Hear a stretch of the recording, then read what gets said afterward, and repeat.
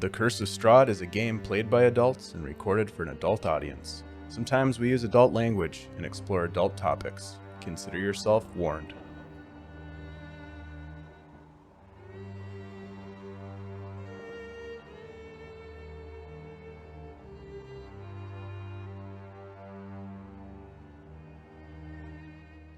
Hello everyone, welcome back to the Superior Adventurers Guild. My name is Dave, your humble dungeon master, and we are going to dive back into another episode of The Curse of Strahd, Dungeons and Dragons 5th edition. We're off to a little bit of a late start because we had to get cocktails, and that's just what you do. But let's get rolling into this. I want you to introduce you to my friends who play games with me. Hi guys.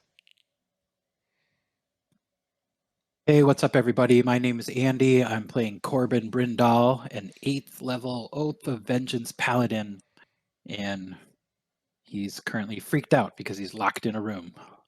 And then say what you're drinking tonight.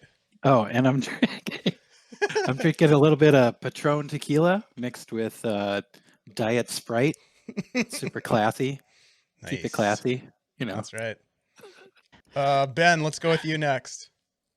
Hi, I'm Ben. I play a dwarf barbarian named Bjorn Ironhide. I'm a 7th level and just eager for some bloodshed. Tonight, I'm drinking some corn whiskey. It's called Spiked Apple by Panther Distillery, and it's a super fall drink, and it's really cold out today, so it's considered fall here in Minnesota. In May 23rd, and it's fall. Hi, Shannon. Tell us what you've got going on. Hi, I'm Mara Brightwood, 8th level light cleric, and I'm the teetotaler tonight. I've got some decaf chai going, and if I had known Dave was going to slip away and get an adult beverage, I might have slid something in here, but maybe on our break. Little bourbon. Yeah. Well, thanks to all of you for being here. I've only had one sip and already I'm tongue-tied. Let's jump into a quick recap here so we can remember what the heck was going on last time. In the last session, you guys had recovered from an unexpected confrontation with Bjorn, your Dwarven barbarian, who had been overcome with madness during the night. Casimir, too, had been visited by a vile entity. His elven features, you noticed, having been transformed, his eyes sunk in, his head, his cheekbones kind of protruding as if his skin was sort of stretched over his skull. He looked like heck. Motivated by fate and bravery, the four of you pressed forward, Mara, Corben, Bjorn, and Casimir, deeper into the Amber Temple, moving carefully through the hall where Bjorn had previously fought a bunch of flame skulls. There were a number of rooms that you explored. You found a potion storage room that had a bunch of dried up potions. You found a hallway that led to a descending stone staircase. You found a strange room with a scale model replica of what you all recognized as Castle Ravenloft. And at the end of this long hallway, there was a door that opened into what appeared to be a grand dinner hall set with a bountiful feast of cooked meats, sweet vegetables, gravy, and wine. You were a bit leery of the out-of-place banquet, rightly so, and you continued to investigate the area, opening a door to the east. And as the three of you looked out into what appeared to be the large hall that you had seen on a previous episode, you were blasted with a flash of lightning. It first hit Bjorn and then jumped from Bjorn to both Mara and Corben and caused just a ton of damage to the three of you. Bjorn took a quick look around and then closed the door. And then you sat down in this banquet hall with the idea of recovering. Bjorn and Casimir had a brief conversation about their nightmarish visions. Corben healed himself. Mara cast protective magic in anticipation of the danger to come. You were able to achieve a short rest and use some hit dice, which was needed. You looked about the room, Bjorn, and you noticed a green copper ewer embossed with dancing bears, elks, and wolves. And you picked it up from the table, and as you did, the food and the torches that had been illuminated the room disappeared, and in the place of the food were 7 specters that appeared out of nowhere to attack you. The surprise attack shook you guys a little bit, but you quickly dispatched the specters. Mara using a well-placed Destroy Undead. That was very useful in that situation. The illusory feast was gone. You decided to move on, but instead of moving back into that big room where you got blasted with electricity, you decided to go down the stairs, heading deeper into the temple. You found yourselves on a lower level with a broad hallway ahead of you, amber doors lining the perimeter of this room. You explored these rooms. One was revealed to be a dust and cobweb covered bedchamber. Second room revealed a poltergeist that immediately attacked Bjorn, hurling debris at him, but he rushed in and with 2 swings of his greatsword dispatched the monster. A third room revealed 3 giant blocks of amber set in alcoves and a black marble floor covered with red veins. You decided to not enter that room. You closed the door and moved on, which may have been a good idea. Who knows? But you approached the north end of the hallway and you found a half-open door. Bjorn stepped in to take a peek and was immediately attacked by these green-eyed, sort of cyclopean creatures with claws and spikes coming from their shoulders and their back. They're called Nothics in the parlance of Dungeons and Dragons. Bjorn stepped back, pulled the door shut. Corben stood there trying to help him hold the door shut with readying attacks should the door open. Bjorn couldn't hold the door, and in a very surprising contest of strength, he failed to hold the door. The Nothics opened it up and sprang into the room, and there was a bit of a battle. Ultimately, you defeated the creatures. But curious about the blocks of amber that were inside this room, you moved into the room, seeing amber glazed walls and a floor of purple black marble. 2 giant amber sarcophagi standing in alcoves to the west and to the east. A third sarcophagus that once stood in the north alcove was lying shattered on the floor, just in shards of amber. And having entered the room, you turned as the door behind you slid closed, sealing you inside. And that, my friends, is where we pick up back in the Amber Temple. What would you like to do? I would like to cast Dispel Magic. Okay. That's Let what me I do would this. like to Let me do. bring you guys over to the map real quick. Okay, there we go. And hopefully you guys can see that. Can everybody see the map? The room that Yes. you're closed in on? Okay. So Yeah. the door to the south, which looks like it's open in the map, it's actually closed. So Mara, you're gonna cast Dispel Magic, and what is the target of this spell? It would be the door. Okay. Let's see. Object. Make an ability check with your spellcasting ability modifier. So that's your wisdom modifier.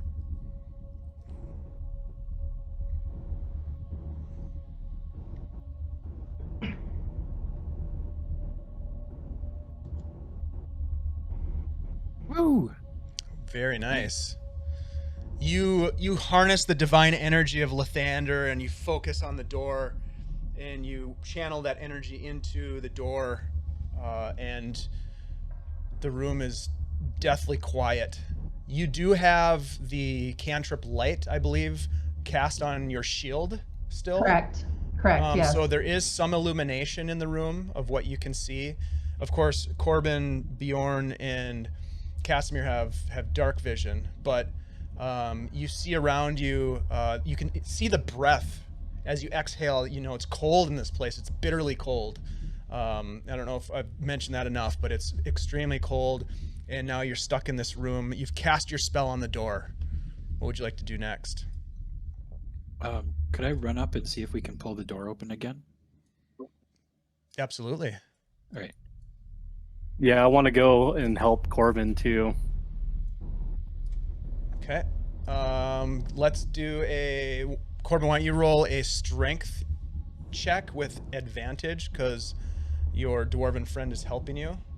Just a straight strength, you said? Why don't you use athletics? Okay.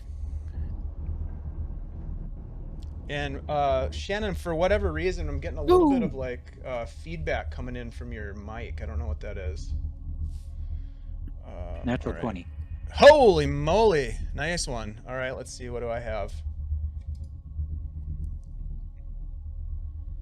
Yeah. The two of you tug on the door, and it actually opens quite easily, and you swing it, you pull it into the room, opening the door. Let me go ahead and make that change for you on the map. There you go. So the door is now open. And I'd like can to see back in the hall to the south. I'm just going to say that over there is very interesting, but I don't want to be trapped in here with it. I think we should like step out. I'm still holding the door. Yeah, Casimir is going to push past you all and get out into the main hallway again. Yeah, I'll get out too. Yeah, me too. Great.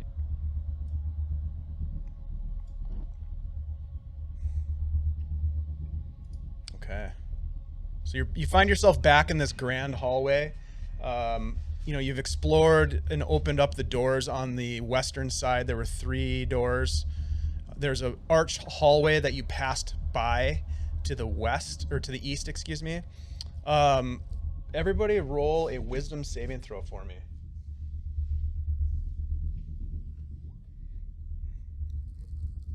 +5 because you're standing next to me.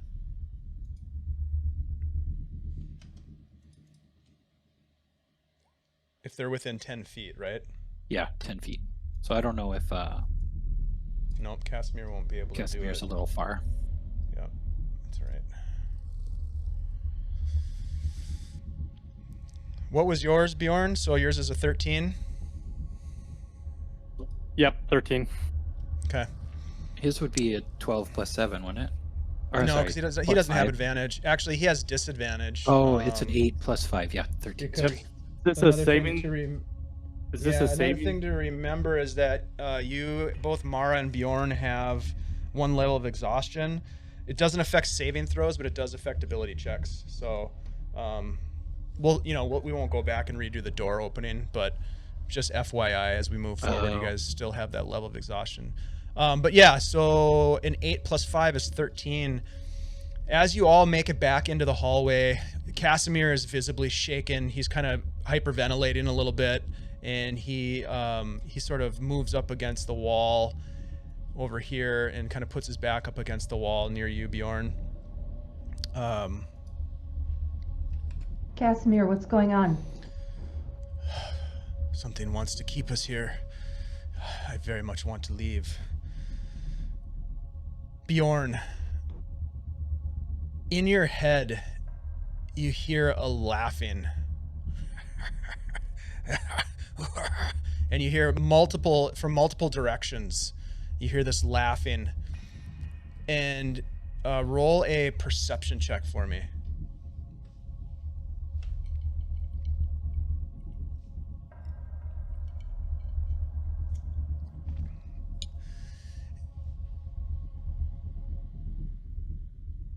So it would be a 6. Yep, It's 6. extremely hard to tell, like if it's actually coming from a location in this hallway, but you get the sense that there's something nearby. You do recognize the tone of the laughter, and it is Tarhawk. Guys, I think we need to bury ourselves in that potion room. I'm pretty hurt, and Well, there was an empty bedroom up there. yeah, I think we Try need to that go one. there quick. As like I'm hearing something. I think something's coming for us. The one closest to the stairs Yep. that we came down. Let's move quickly, and I'm gonna start running Let's go. start moving towards it. Okay, let's do it. Bjorn, as you move past this door right here, you hear the voice of Tarhawk calling. It sounds like it's behind that door, coming maybe from that room even. Do you fear us, Ironhide? You can run for now. I'm gonna stop in the tracks and kind of look at the door. The door is closed right now, right? It is. Let me. Bjorn, There's Bjorn. something. Come on. You There's can't something listen in to this anything. room. You can't No. listen to it. Don't You listen. can't listen to it. All right, let's keep Stay. I'll keep moving with you guys. Yep, stay focused. Let's move. Get away from this area. I assume Casimir is coming with us. Yeah. There he is. So I was thinking this room, I think this was the one. Not the poltergeist room, but the first one I think we went to. I gotta fix something with this. There's something funky going on with the lighting. Let's see, Casimir, come on, buddy. What do you got going on here? Yeah. First room was an empty bedroom.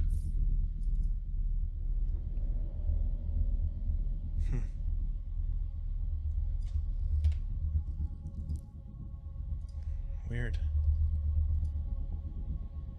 So since we checked this room already, I'm just gonna throw the door open. Kind of push my way into it. Okay. It's weird. If he is outside of Mara's light cantrip, I can't see the token anymore. It's really weird. Casimir? Yeah. Like right now, I can't see him. He's in the darkness. Oh. Can you guys see him? Yeah. Weird. I wonder why Let me I see him. wouldn't be able to. You'd think I'd be able to see him. We're on either side of him. Yeah. Weird. Yeah. I don't know what the hell's going on. Let me look at Mara's token for a minute. Roll 20. Yeah. Well, it might be something that I did too. Who knows? You have the right layer on. You're not on DM layer. Yep. No, I do have the right layer on.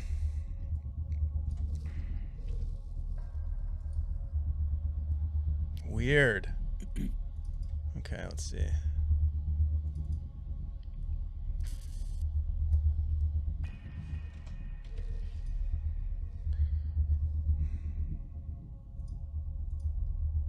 If something just happened, now the hallway had been more lit up, and then now it's back to what it was. So I don't know what you were doing, but Yeah, I don't know what's going on. I guess we'll go with that. All right. All right. Where are you guys headed? Into this room here? Yep. Okay. You push through the door and head into that room.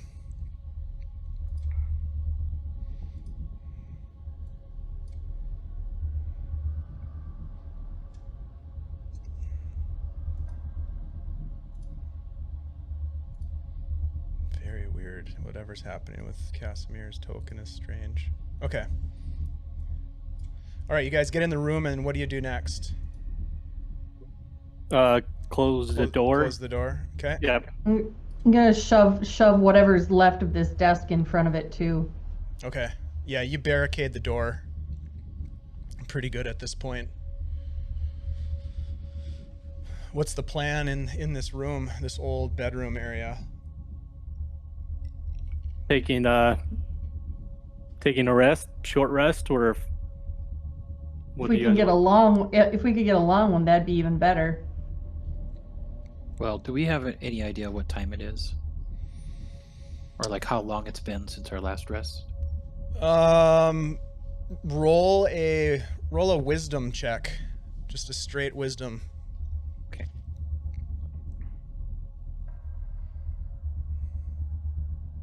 Six.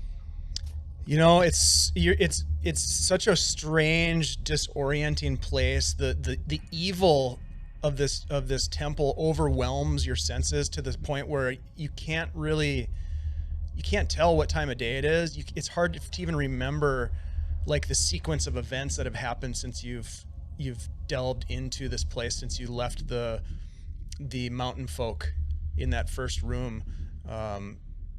You're just not sure. It's been a couple hours maybe, but you don't know. There's no reference really. I'm Guys, I fine don't with care. resting for a while and doing a long rest. I'm pretty beaten up and used a couple rages, so Yeah, there's something not right. I don't feel right. I need to rest too, but we all need to watch each other. So maybe we should, take instead of 3 watches, do 2 watches and have 2 people on each watch so that if somebody starts to go sideways or we see somebody going sideways, we can help each other out. Yeah, Yeah, that works. Would we Agreed. still be able to get the full rest that way? I think. So you're gonna try to get a long rest in this space. So you're gonna take 8-hour break right now in this small room. Is that the plan? Yeah, we're gonna try. Okay. Yeah, so when you take a rest, you don't have to be sleeping. You do have to, you have to sleep some of that time so you don't end up with a level of exhaustion, but you can essentially just be hanging out there on watch is resting. So you can do that. Does anybody have...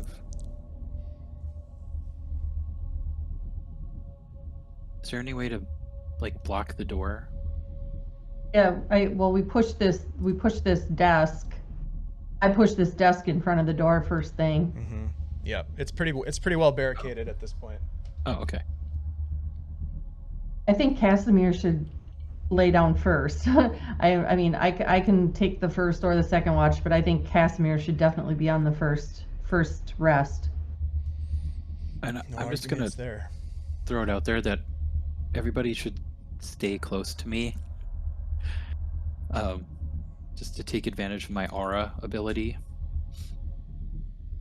Don't have to tell me twice. overnight. So maybe we should go over here by Casimir. Or just like congregate around this bed or something. Yeah, and there's an old chair there. So yeah, as long as they're good. within 10 feet, they get the benefit of that. They get that +5 bonus. Okay. Yeah. All right, so you guys are going to take a rest. Everybody roll, let's do this first. Everybody roll a perception check. Because I'm assuming that you'll each sort of take a bit of the watch. And so, Dave, is that a disadvantage on that? It will be, yes. Okay. For you and Bjorn. Got a 5. Nice. 15. Okay, 15 and a 9. Okay. And then everybody roll a wisdom saving throw for me, and you get +5 to that. And saving throw will not be at disadvantage. It'll just be a straight roll.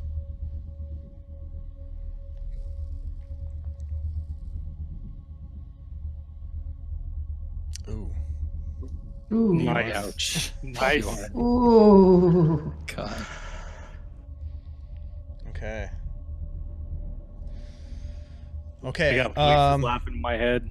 Yep. And then everybody make a Constitution saving throw. This is not at disadvantage, and you do get the +5.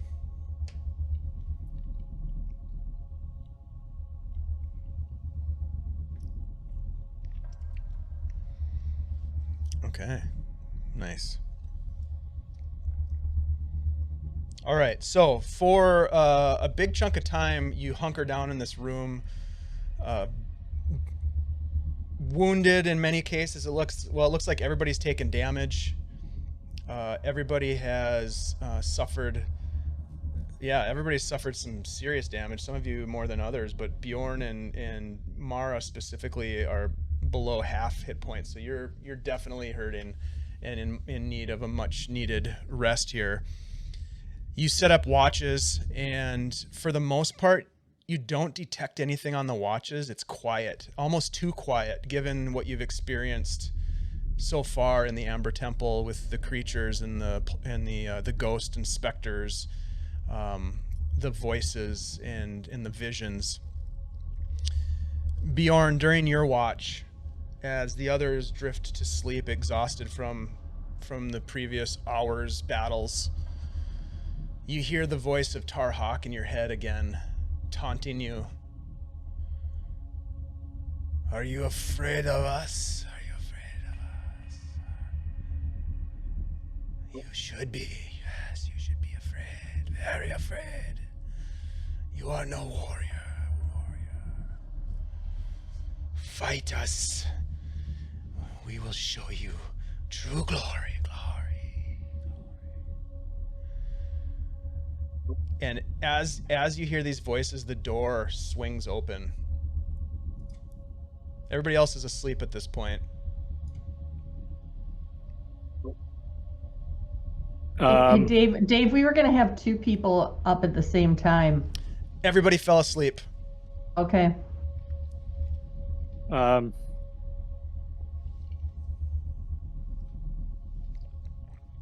I'm gonna go peek at the outside the door.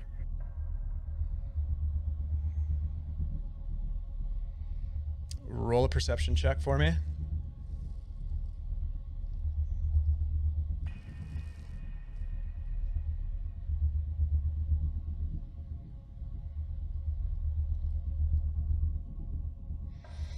Uh, You 17. stick your head out and you look south and you don't see anything, and you turn north and you look back up towards the room where you'd been closed in against your will, and you hear footsteps and you see motion at this door right here. I don't know if you can see that with the way that the map is set up, but at the door where you passed by and heard the voice just before you took this long rest. You hear the door almost swinging open and footsteps. Do I think this is a dream at all? Roll an insight check at disadvantage.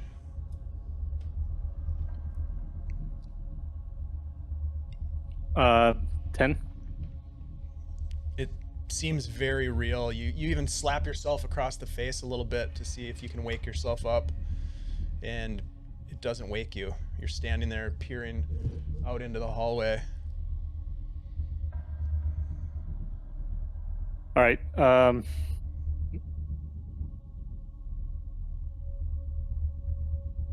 I'll step out and start heading towards that. Heading up there. Roll you're not stealthing, but roll a stealth check for me at disadvantage. Just to see how quiet you are. All right. As you move out of the room, 7, huh? Yep. Super stealthy. Stealthy, yeah. Mara, you hear footsteps and it wakes you up, and you see Bjorn just as he leaves the room and heads out into the hall. Bjorn! Bjorn, get back here! Corben, you wake up at that point when she starts yelling. What is it? What happened? Bjorn's going after something. I'm gonna get up and go to the door and look out. I am too. I'm gonna follow Corben. Bjorn, what are you doing? Would I be right here, or did I hear Mara at all? You're probably like about here, I would say, down the hall just a little bit. And when they pop out, like Corben's popping his head out the door. Are you walking out into the hallway, Corben? Yeah, I'm just gonna step out. Okay. Yeah, you hear them, Bjorn. All right. You have your faculties about you. You're not. In other words, you're not under a charm or anything like that. All right. You're simply hearing a message.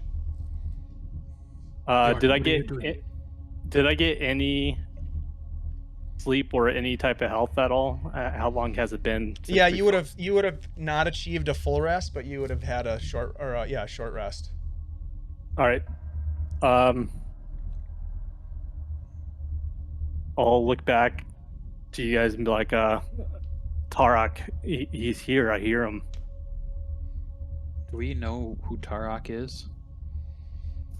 I don't think he explained who that was. Who is Tarhawk? What is going on? Why are you out here? You heard something?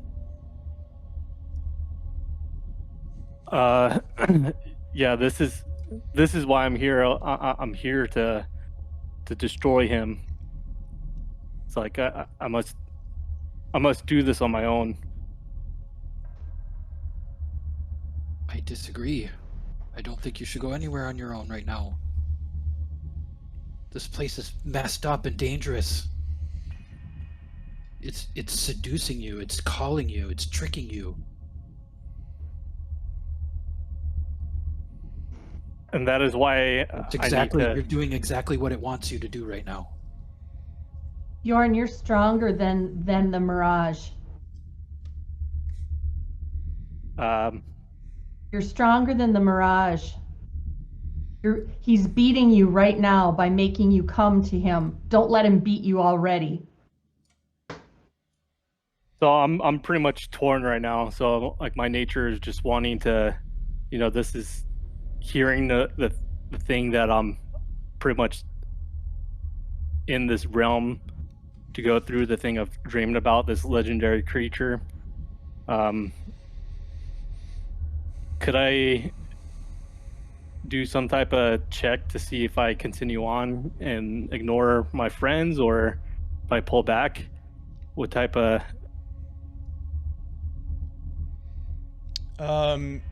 Yeah, you can, but as you're contemplating this, Casimir walks up to you and puts his hand on your shoulder, and he says, "It is no mirage. It is real. But if you give in, this creature you speak of will take over. Do not deal with these creatures. The dark powers within this place, they will tear you inside. You will not survive this. Stand with us and fight the larger battle. We can deal with this Tarhawk at some other time. Don't leave us." And he's gonna roll a persuasion check. All right. And it'll be with advantage because of Mara and Corben's assistance in trying to persuade you. All right. So you can kind of decide what you think happens here, but we'll see what he rolls first. Persuasion is just a charisma. Probably should have let Corben roll this. 19. That's not bad. Better than a natural 1.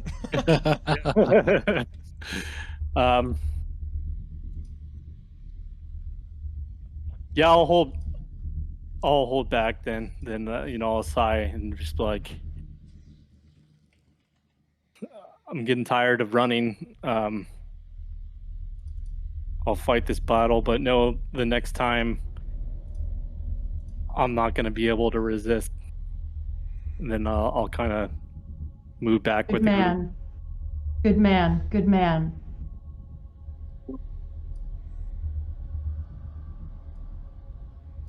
Come, Bjorn. Casimir kind of waits for you to go in first.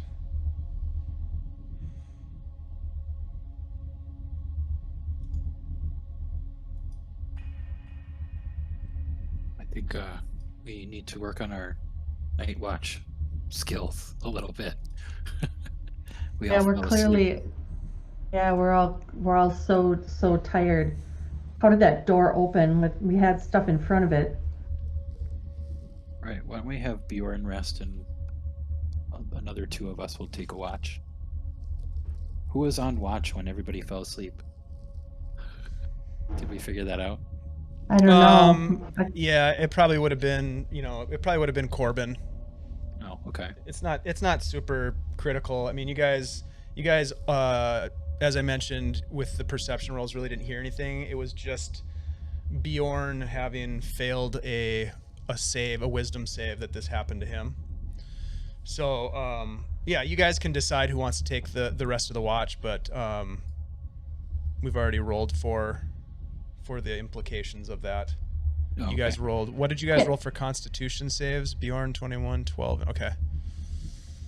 Casimir seems to have a way with Bjorn. Why don't we have? And he needs rest too. So why don't you and I stay awake for a bit, and then we'll switch up. All right. Okay.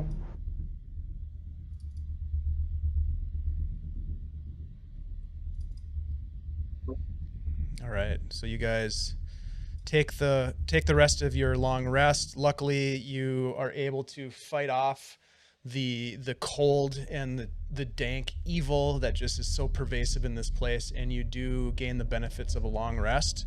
So your exhaustion levels are gone for Bjorn and Mara. You regain half your level's worth of hit dice. So if you're 8th level, you get 4 back. If you're 7th level, you get 3. And you get, your spells and hit points back, because that's how D&D works. You take 8 hours of rest and you're back to full. Woohoo!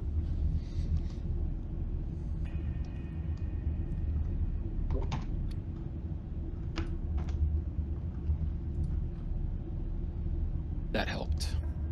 Yep. All right. So we have a decision to make. We need to figure out where to go next. Should we try this main chamber? I wanna look in that one room. I want to see if he's there. Shannon, looked in there. can you mute your mic? I looked in there once already. Thanks. I can tell you Thank what's you. in there. What was it? Well, the room where all those... Sorry. The room with all those one-eyed creatures. It had that black floor with the red veins in it, and the amber sarcophaguses. One of them was shattered. Well, that room, the other room, was identical to it, but there wasn't any shattered sarcophagi in it. It was a They're all different floor. intact. Yeah, there was a different floor too. Did we take a closer look at those? I didn't feel like any need to go in that room, period. Yeah, it felt wrong. Something just didn't feel right. All right, you It guys. seems like there's something in there, and there's no reason to mess with it. All right, you guys lead the way then.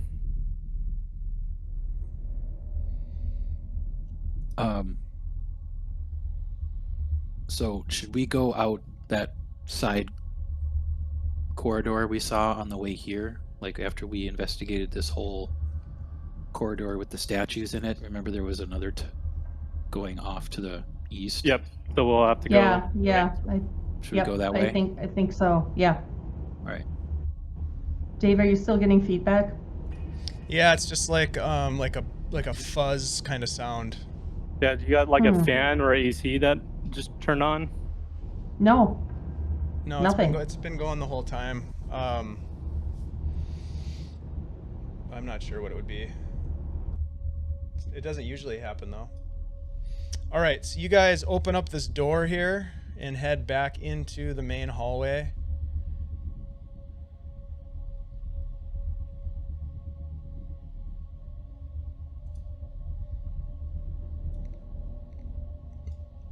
And Casimir follows.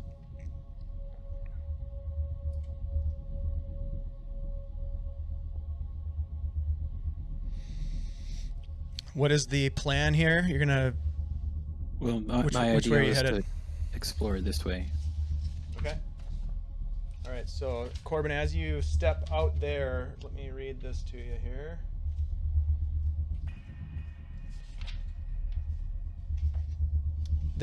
This little connecting hallway is arched. It's an arched hall that rises about 20 feet ahead of you. As you move into that space, you can see your reflections on the north wall here. There's like an amber glaze on the wall, and you can see your reflections there. It's not a perfect reflective image. It's sort of hazy and bubbly because it's not a perfect mirror. Are you moving through the space, or are you standing off to the edge? I guess my idea was just kind of, check it out first. Okay, that's what you see. Okay. I got a quick question for you, Dave. I could only sir. see 30 feet of vision right now. Is that correct, or it says dim light within 60 feet of me? You, for whatever reason, you get the sense that your visual range has diminished in this All right. place. All right, I was just double checking. All right. So Dave, I'm going to cast Dispel Traps or Detect Traps. Okay.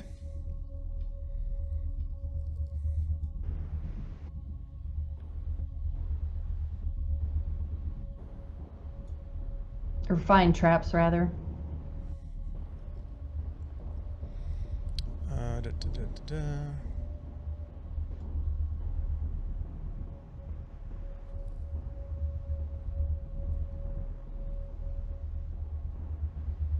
Okay. All right, you do that, and you look into this hallway and into the darkness beyond, and you do not see any traps with your arcane eye. Well, guys, I'm not seeing any. I'm just gonna kind of put my hand out and do this sort of thing. Mm-hmm. And I've got my arm like this to hold everybody back. I'm like, I'm not sensing any traps. I hope I'm reading the space correctly. Before you guys do anything else at this point, I think let's take a quick break because I'd like to figure out what that audio interference is with Shannon, and then we'll come back and continue on. So let's take a quick break.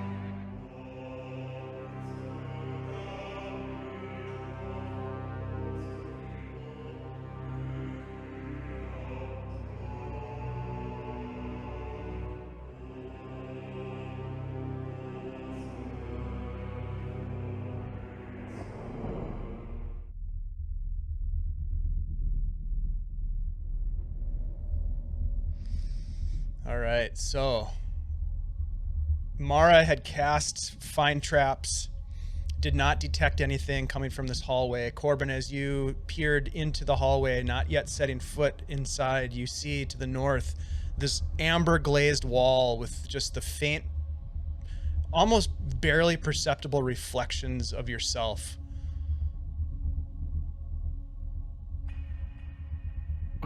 Do I notice anything strange about this southern wall? No, This one down you here. don't. All right. Do you want to investigate it?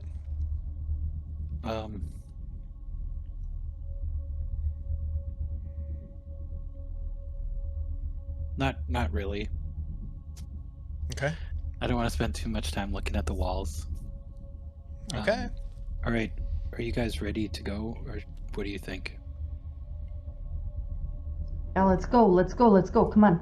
All right. Yep, I'm ready to get out of this place. Okay. So stop right there for me, Corben. Go ahead, and the rest of you guys can move into this hallway.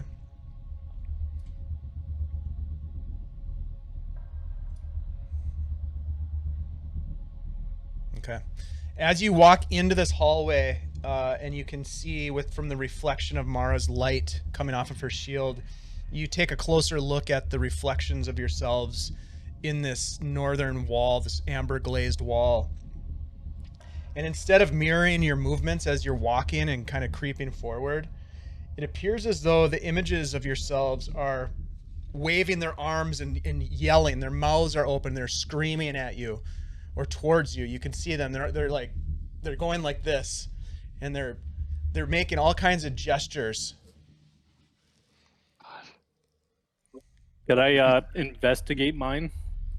Mirror? Sure. Yeah, you'd have to get up right next to the wall and roll an investigation check.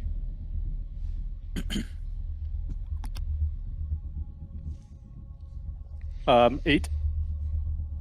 You can plainly see yourself. It's not, as I mentioned, it's not a clear reflection because it's not a mirror. It's just like this glistening amber wall. So it's sort of distorted, but even when you're just standing there looking at it, it's still going like this.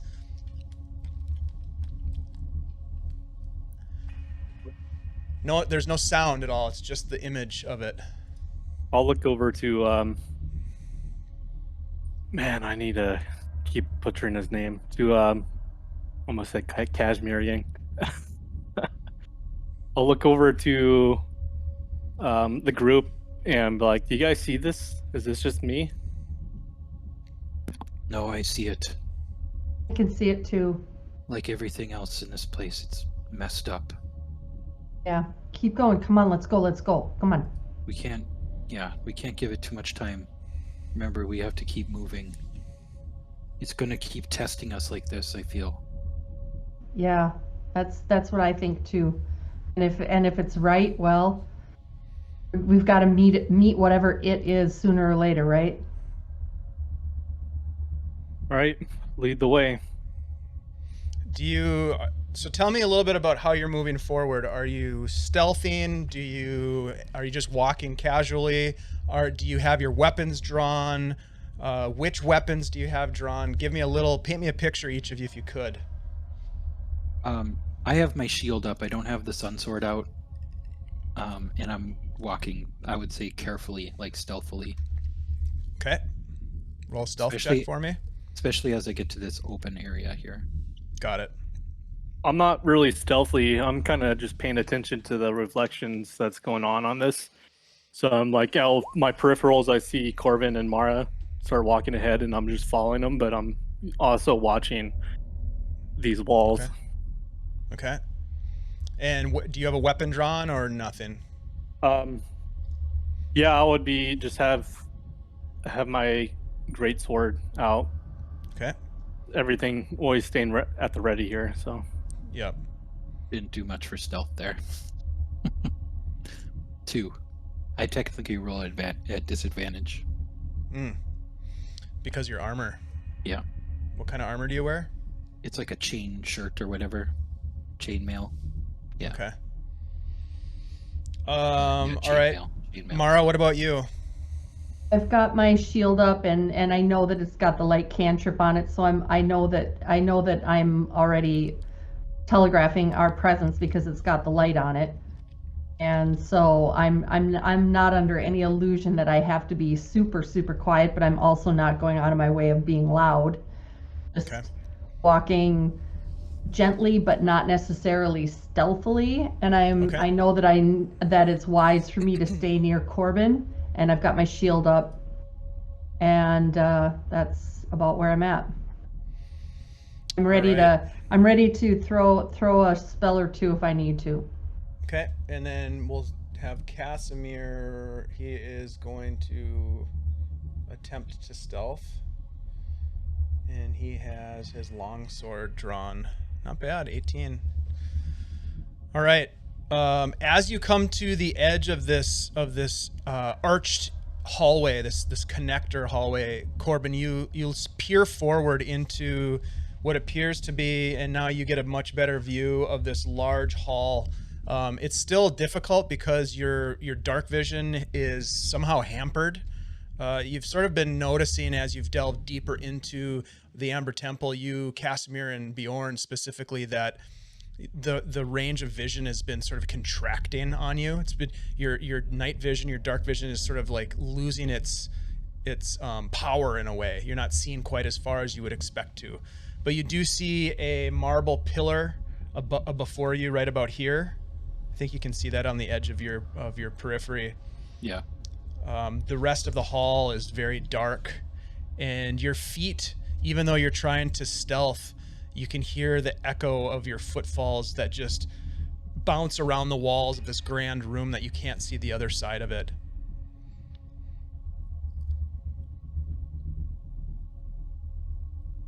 Okay. Should we go? Should we keep going?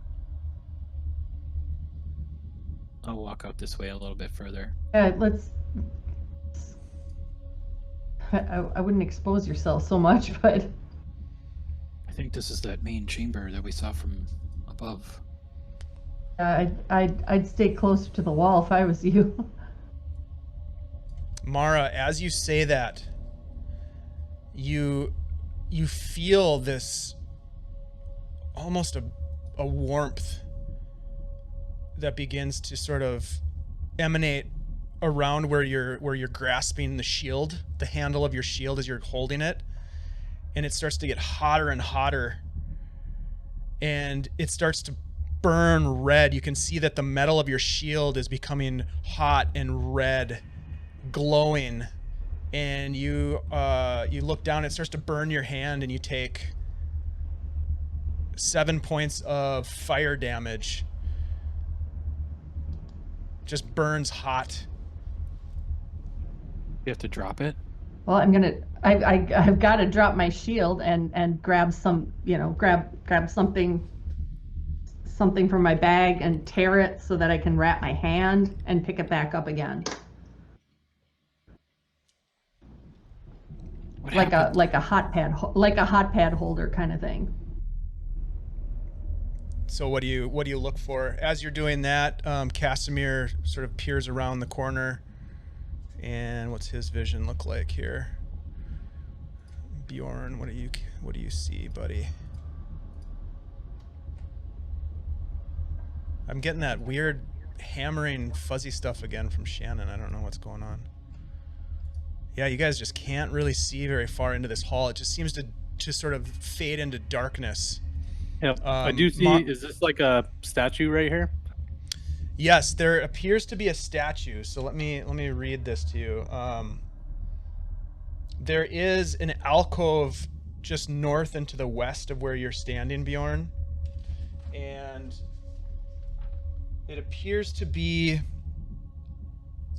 a marble statue of a robed human, a wizard with a pointy hat and a golden staff.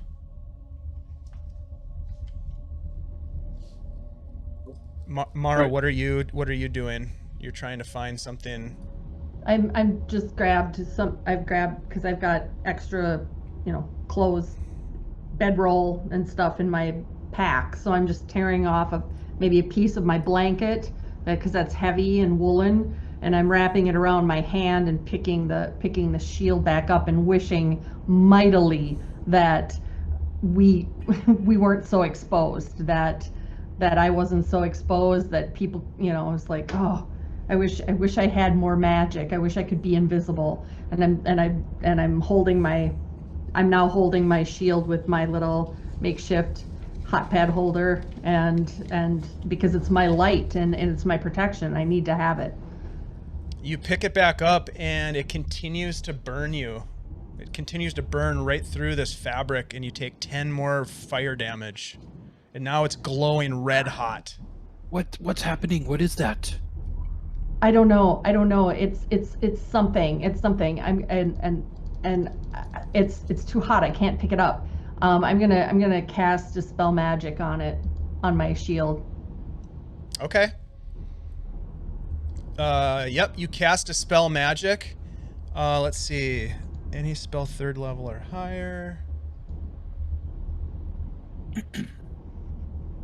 Yeah, you cast the spell and instantly it just goes back to normal. It's no longer hot or glowing. Everybody roll initiative. Yeah, somebody's. So I pick it back up because I know that there's something going on here. Hey, look at! I didn't start an initiative this time, guys. I'm moving up in the world.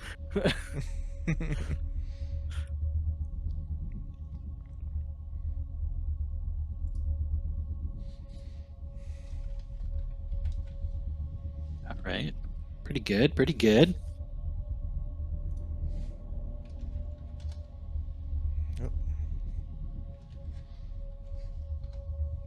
Yeah, I wonder what happened to your audio, Shannon. It was good there for a minute, and then it went back to that weirdness. I have no idea. Yeah, that's right. All right, Bjorn, you're at the top of the order. You watch as Mara drops her shield, then picks it back up, and then drops it again because of the heat, but then casts a spell on it. All right. Seeing that there's something here, I'm gonna start moving up and just looking for someone. So I'm just gonna move up 5, 10, 15, 20, 25, 30, and just peer out to see if I could see anything. So just searching for an enemy right now. Okay. Let me just look at something here. As you move further into the chamber to the north and east, you see what appears to be before you a 40-foot tall statue of a cloaked figure in flowing robes. The statue has stony hands that are outstretched as if it's in the midst of casting some sort of a spell. Let's see, can you see its face? Let me just double check. Yeah, you can just see the faint outline in the darkness of its face, just void of just utter blackness. Almost as if the face is not there. Do I get the impression that maybe the statue is casting magic? Or magical? Yeah, you could roll an insight check. You also see a broken doorway to the north that's open. You look at the statue and you think that it's possible, but you don't know. And then, like I mentioned, there's a open doorway here, and just a quick glance, it looks to be that the amber door is shattered, laying in rubble. Also, I should mention that there's this sort of outline, this dashed line right here. Yeah. That is the balcony above you. So All right. 30 feet above you, if you remember, there was that broken balcony that you poked your head out, and there were tracks in the dust, and then you got hit by the lightning and went back into the feast room. So that's 30 feet above you is a balcony that's broken, and all that rubble there is from the balcony breaking and falling down onto this level. So the second level is 30 feet above you. All right, I'm going to just use my movement to dash and peek in here. Okay. So 5, 10, 15, 20, 25. Do I see anything besides these weapons and stuff on the ground, I guess?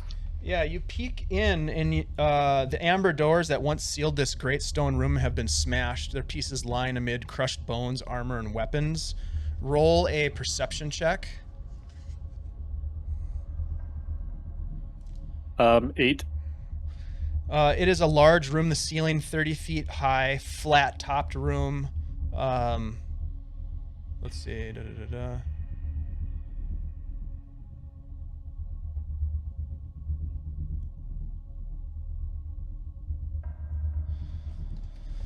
And that's all you see at the moment. There appear to be like broken weapons.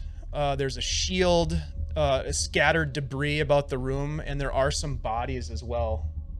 All right. I'll use the rest of my movement to step back out and yell out, "Show yourself, you bastard! Where are you?" And that's all my movement, or that's my turn. Okay, that brings us to Mara. I am going to cast Death Ward on myself. Because I know that whatever's out there is gunning for me, at least a little bit. And then I'm going to move. Okay. Just up to Casimir here. I don't want to get too far from Corben, but I want to stay mainly with the group. And I can only see as far as my light goes, so I don't see exactly what Bjorn is doing at this point. Okay. That brings us to Corben. What did Bjorn say to us again? That he found the room? No, I just yelled out, "Show yourself, you bastard!" Oh. Yeah, you definitely heard that. That's just gonna get my attention, so I'll move up as well. I'm gonna move up this way 1, 5, and I'll just get like to about there, and I'll take the dodge action.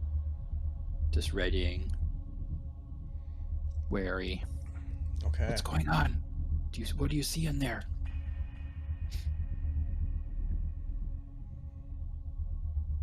All right. Nothing in here.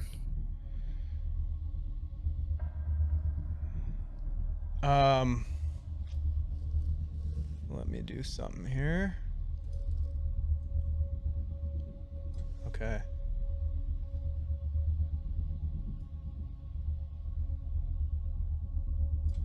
Corben and Bjorn, I need you to both make a wisdom saving throw for me. Imagine Corben or Bjorn's too far away from me. Yeah. Wisdom save. Got a 8. Okay. 20. Ooh, nice. Okay, Corben, you get this tingling sensation that you fight off, and you're not sure what it is, but you can sense that something is probing your mind.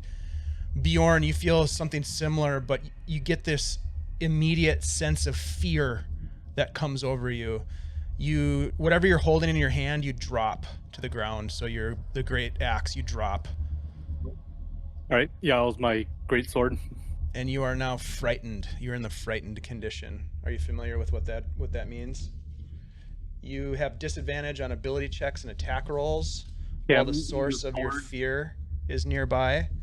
And you can't willingly move closer to the source of fear. Do I know what the source is? It's the statue. The big one or the little one? The big statue, right? Well, you don't know any of this, Corben. Oh, yeah. But Bjorn does. So Bjorn, you're getting a sense of fear from this statue. Yep. So I just look up at the statue and just like fear, just get this tingling. Yep, and you drop your sword on the ground. All right. And at that point,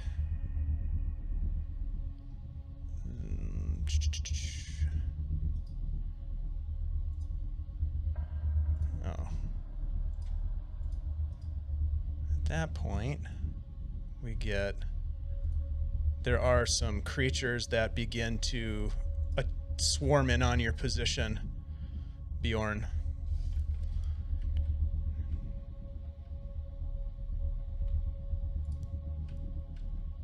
Your old buddies, the poltergeists. Bastards. Yeah. They move in and begin to attack you. Let's see. Is Casimir not in initiative? Nope, he isn't. Let's get him in there. Thanks for the heads up.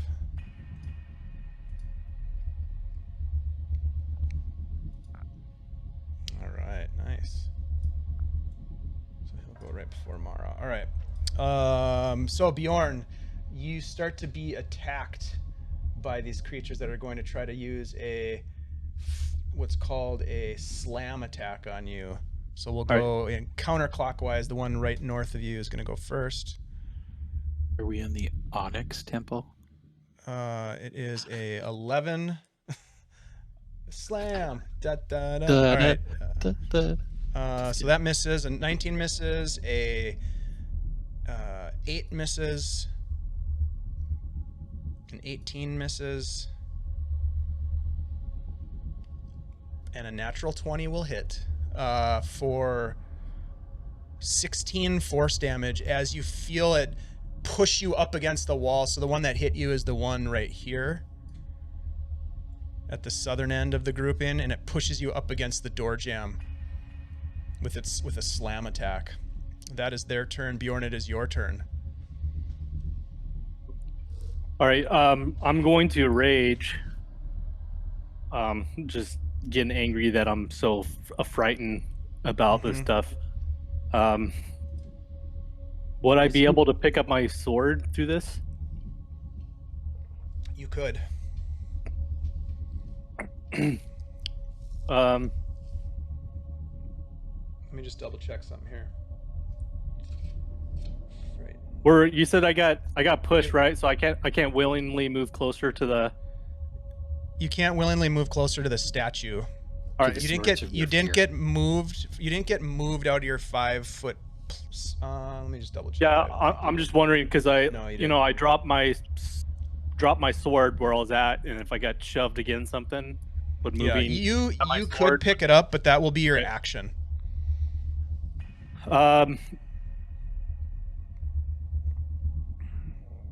I'll use a bonus action to grab my shield and my battle axe,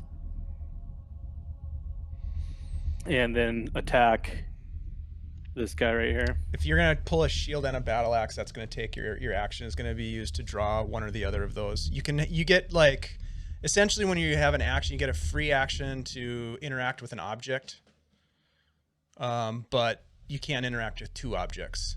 So that All right. second object is gonna take your action. But you could pull out your battle axe. Yeah, I'll pull out my battle axe then swing at this guy, Okay. which would be a two-handed. Yeah, that hits. So 8 Alright. damage. Okay. It kind of Then- swings right through the creature and sort of almost like air. It just kind of swings through. You don't really feel it hit anything. All right.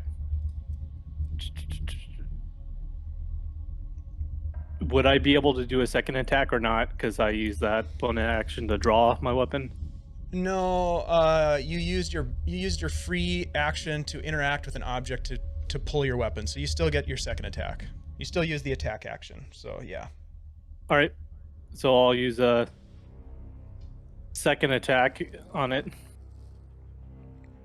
17 to hit. That one will hit as well. Same thing. It just doesn't quite feel like it's doing as much damage as you would expect. All right. And I'll kind of curse. Then that'll be my turn. All right. Do I need do I have to move away from it at all? You or don't have could to I- move away, but you can't willingly move closer to it. Got it. And that's it. Okay. That brings us to Casimir's turn. Where is he? Why isn't he over here?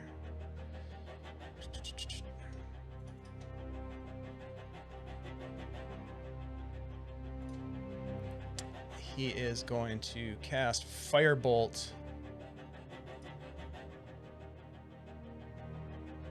15 is going to hit. Nice. Whoa. That's not bad. Which one did he hit? The one closest to him, and so it's going to be 15 points of damage.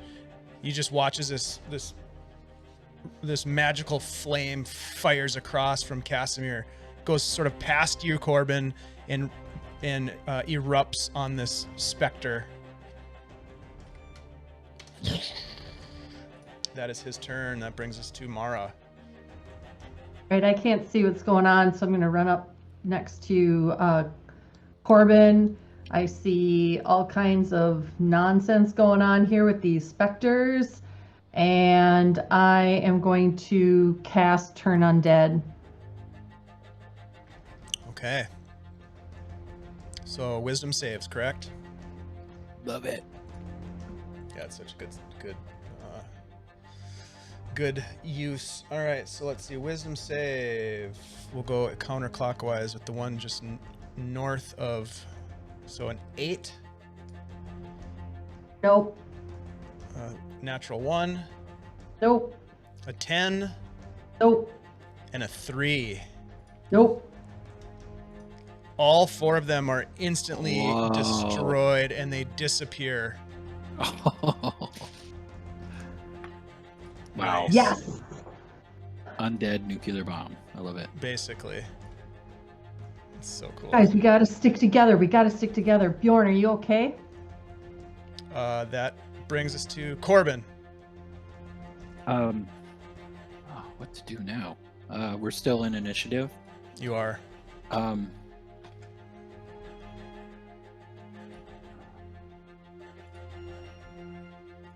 I'll say to Bjorn, because I would have noticed him drop his sword, right? Yeah, for sure. Bjorn, what happened? Why'd you drop your sword? What's going on? What Could I do you do see? Could I respond to him as a reaction? You can use a reaction to respond. Like one sentence, basically. Something's wrong with that statue, and You'll motion to the big one. I try. yeah. I take it. Okay. That's the end of your turn, Corben.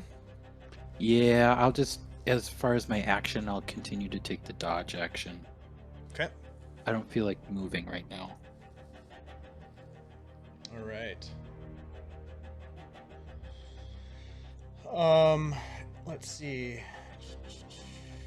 You know what, Bjorn? I think I just want to double check something. You will have an opportunity to. Let's see. Make a save. Yeah, At hold the on. end of my turn? Well, frightened of this- He took damage, right? Yep. So what you have to do on your next turn, and I should have said this before. I didn't see this part. I didn't read it. You do have to take the dash action to move away. Yeah, You'll have to do that on your next turn. However, let's see. If you end your turn in a location where you don't have line of sight of that statue, then you can make a wisdom saving throw again at the end of your turn. Got it. So just keep that in mind. At your next turn, you do have to dash away. Got it. Corben and Mara. Let's see. Where's my measurement tool? Corben, Mara, and Casimir all need to make a dexterity saving throw as a ball of fire erupts from the head of the statue and shoots towards you. Good.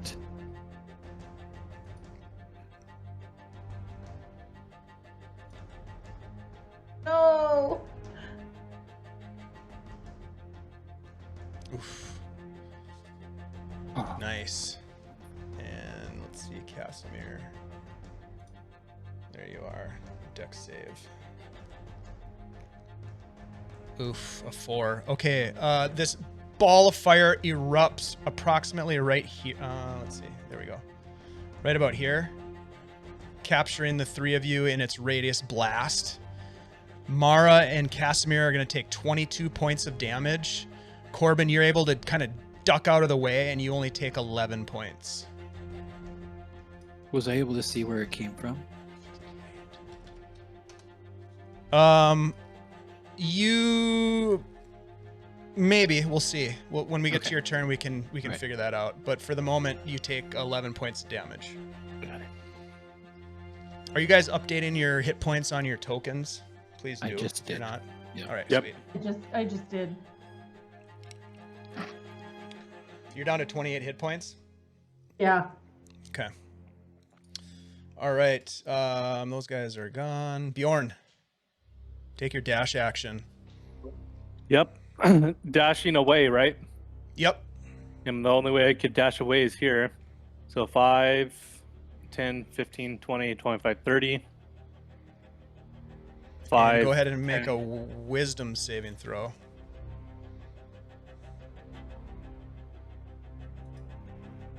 Oh, Oh, yeah, buddy. You are terrified. You're just like cowering in that alcove. Old position right now. Yep. Our barbarian. You don't get any sort of benefits from while you're raging for, I suppose, with saving throws. Just FYI, I'm just curious. I don't think so. I was looking Okay. to. Yeah. Um, All right. All right. So Casimir's turn. He's actually going to duck back into this amber hall, about 10 feet and take the dodge action. Where is it coming from? Mara, it's your turn.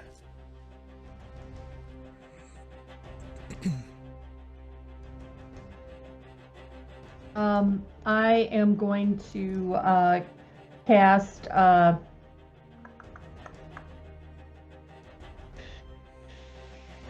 gonna fight fire with fire, I guess is what I'm gonna do.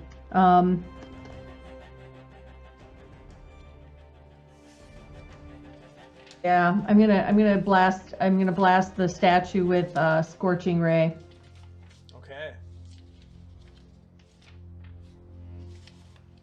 Let her rip.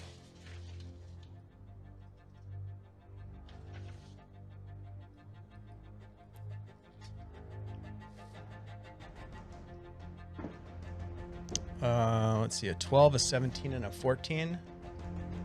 Yeah. Yeah, all 3 blasts hit the statue.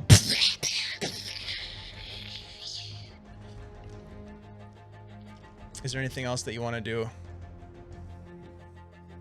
I am going to actually think that's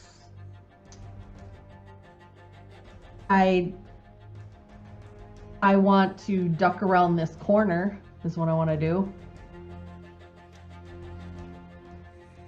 Okay. I don't want it throwing another ball of fire at me. Which corner? Right around this corner here. Oh, so the ball of fire is coming from the statue to the east of you, not the little statue. Here. There's a bigger statue to the east. Ah, okay. Yep. Sorry, I just need to take a look. Okay. So, all right. So I'm going to kind of go behind this post then. Okay. You're going to take cover behind the post. Got it. Take cover behind the post. Awesome. All right. Corben, roll a perception check for me. All right.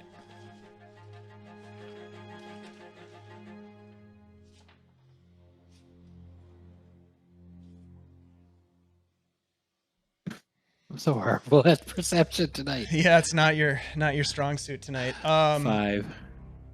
You even with a terrible roll, you get the sense that the fireball came from that direction. Yeah, and plus Bjorn said It's pretty like, obvious. The statue, like he was freaking out. You've already been alerted pretty much, but where it's coming from, that's a whole other story. Like, right. you don't know if it's the statue or what the mechanism is or what it might be. All right. All you really know is the direction it came from. Let's put it that way. Right. I'm gonna yell. I'm just gonna yell out, "I'm going after Bjorn!" And I'll run up this way, grab his sword, and then jump into this room Okay. and look for him. Oh yeah, you can see him at the north end of the room, no problem. I forgot to measure my distance there. 5, 10, 15, 20, 20. That's 30 feet. So if you That's want 30. to, you can use your dash action to get right up next to him if you wanted to. I'll do that. Okay. I'll dash right up to him with his sword. Okay. Bjorn, listen to me. It's okay. Just trying to. Sitting talk there to him. sucking my thumb. He's rocking. Yeah, exactly. All right.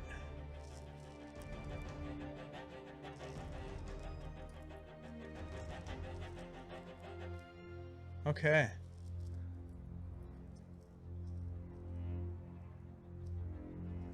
It is my turn.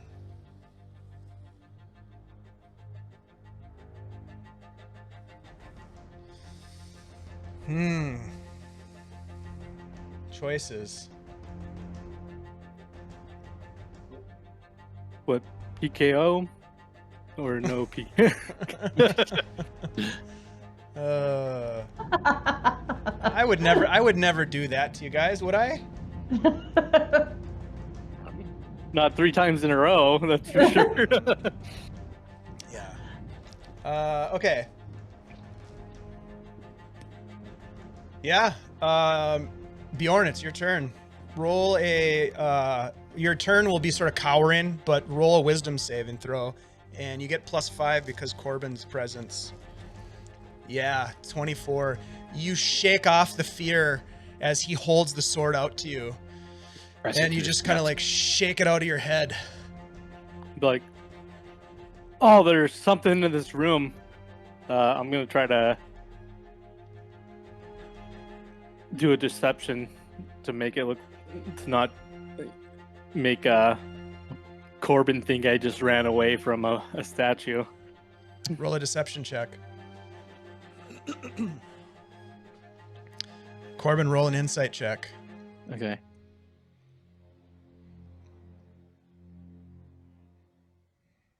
Corben the Wise. Oh my god. Yeah, you believe him. I'll be like, where? Where? No, Fucker. There's got something out. over there. Yeah, it went through the wall. Bjorn was literally like, what's that? And I was like, huh? Totally. Yeah. Totally. God dang. That's funny. All right, so that's Bjorn's turn. That's Yep. hilarious. Casimir's turn. He kind of moves forward a step and he calls out to you, Mara. Do you see where it's coming from?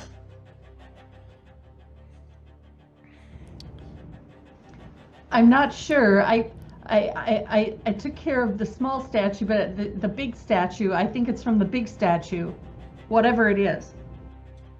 He is going to take the dodge action. Mara, it's your turn. What would you like to do? I want to be with my friends, so I'm gonna also dodge. Can I do that? Dodge towards them? Dash. You can move toward. Wherever Yeah, they you are. can Dash, move and then dash. dash if you need to. Yep. Yeah. So you have 30 feet of movement, and then you can use your action to dash. As you do that, however, a blast of fire. I'm sorry. As you run, hold on a second. you get Sorry. attacked. Warding flare. Warding flare. Okay. I rolled two 20s, so 19 fire damage as you race across. And then you can use the rest of your dash action to get into that room. But you do get hit with a blast of fire. That was unlucky. And you said 19? Yeah. Holy cats. Yeah. Okay, so it attacks everything that goes near it. Corben, it's your turn. I just saw Mara run in here. You saw her like running as fast as she could, and then this blast of fire just hits her square, and she just keeps running, and she's like singed and burning, and she gets into the room, and she like putting out the flames that are on her vestments. So She I'll looks move up terrible. to here. Yeah, I'll move up to here and I'll heal Mara for 10 hit points. Lay on Thank hands. you, friend. Oh, if we get too close to it, I think it's just going to keep attacking us. We might be stuck in here. Can I look around me to see, is there any other exits or entrances to this room? If it's still my turn. Roll a perception check. Right.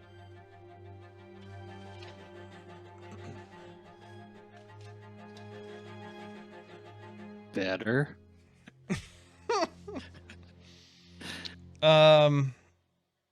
Okay. So you look around and you kind of take stock of the room now. There's these shattered amber doors right at the entrance that you can see right here. It's a 30-foot high ceiling, and there is, in this corner here, there is a 10-foot square hole in the ceiling.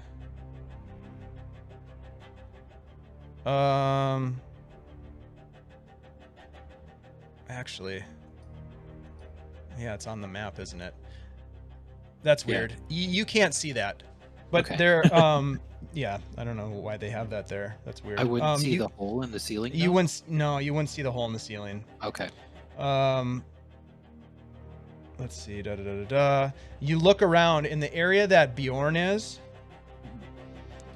You get the sense that there used to be some sort of a monument in there. There are little bowls and urns with maybe some incense offerings and things strewn about the floor.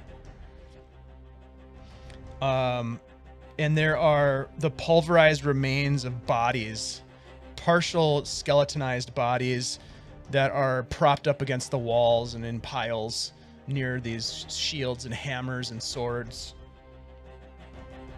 You get the sense that perhaps the specters that attacked your friend were adventurers that once came to the Amber Temple seeking its secrets. And it kind of sends a chill up your spine.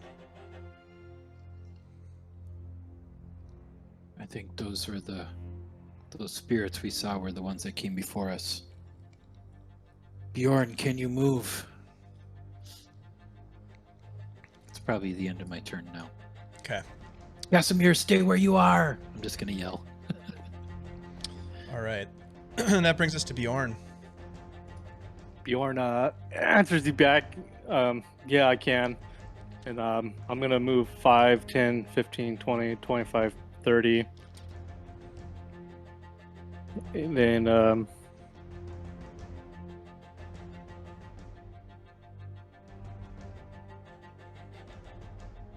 I'm just going to wait right here.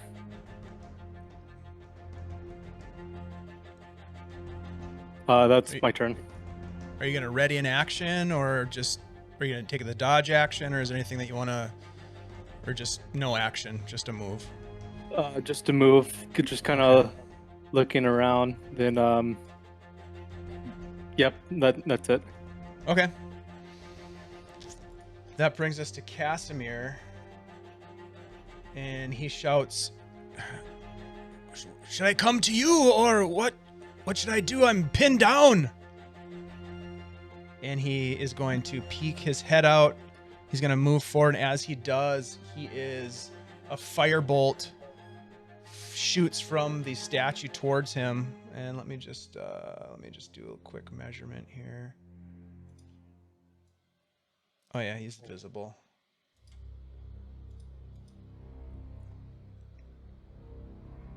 Uh, 17, I imagine, hits him. It just hits him. For 17 damage. Jesus. He gets blasted hard. And he moves back with the rest of his movement. And What do we that do? brings us to Mara. Okay, I know where Casimir was. He's kind of over in this area right here. Yes. Yeah, we know he was hiding in the hallway. Okay, then I'm going to step right here, and I'm going to cast Wall of Fire. So that it runs like this, because I don't want to singe Casimir, right? But I want to get this. I want to get this thing that's throwing fire. So Okay. I'm mad now. So that he's gonna get it. So that's what I'm gonna do. I'm gonna cast Wall of Fire. Wall of Fire.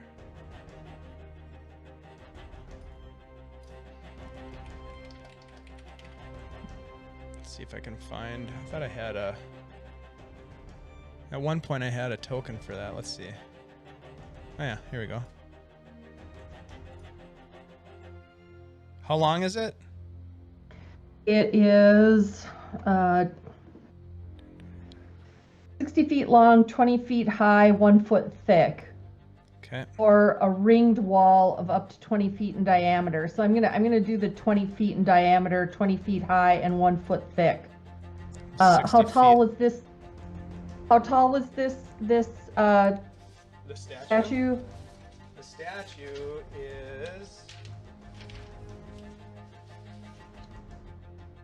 40 feet tall.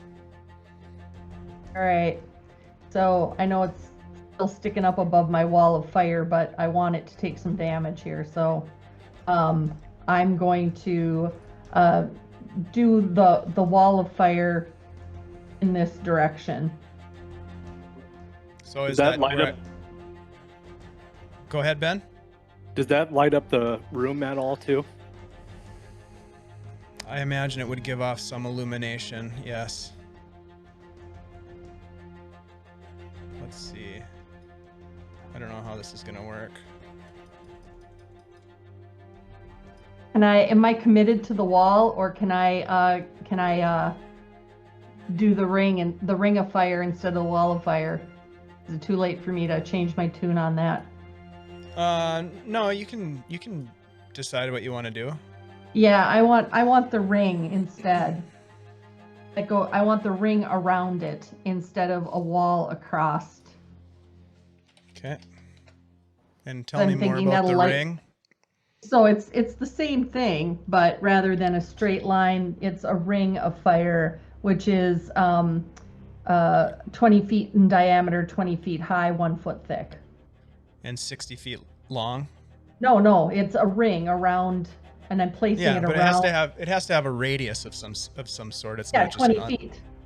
20-foot radius? 20-foot radius, yes. Okay. Yep, sorry. Yeah, 20 foot radius, 20 feet high, and 1 foot wide. Gotcha. Ugh, that's ugly. It looks like a yellow donut.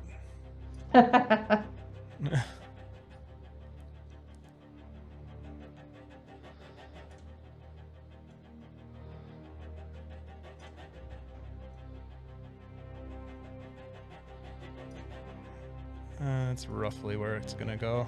Can you guys see that? No. I want to kind of light up the area around this thing too. I can't see it, but I'm not in that room, so I don't. Maybe I shouldn't be able to see it. I don't know. Yeah, you wouldn't be able to see it. I can only see the edge. Like right.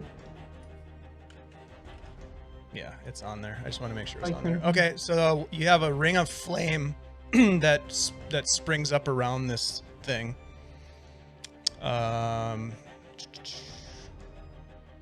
Dave, can you light up the room then? No. You can only see what you can see. I don't know if I can. Let me see if I can give it a illumination.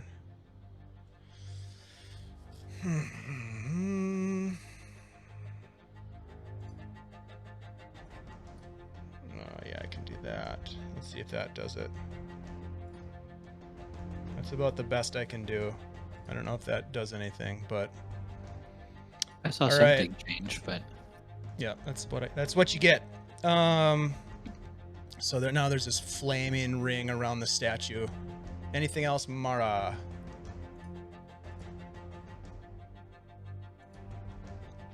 No. All right, Corben.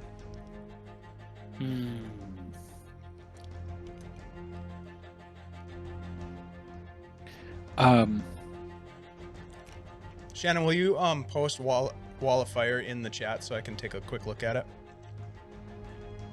Go ahead, Corben. So I took a perception of this room, right? Mm-hmm. Yeah, you And looked around.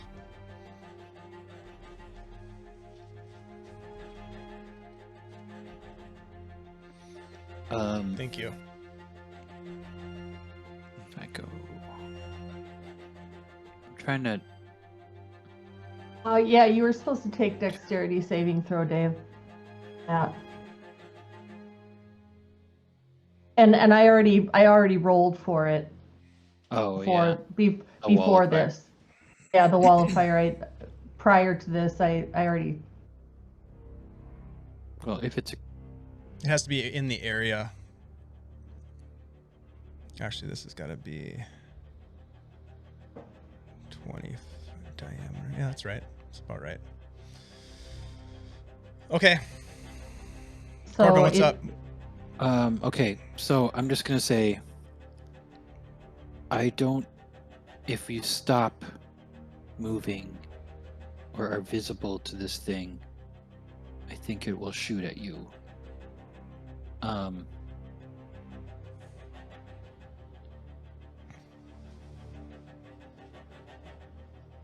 And with that said, I don't think I have enough movement to get past it without getting blasted.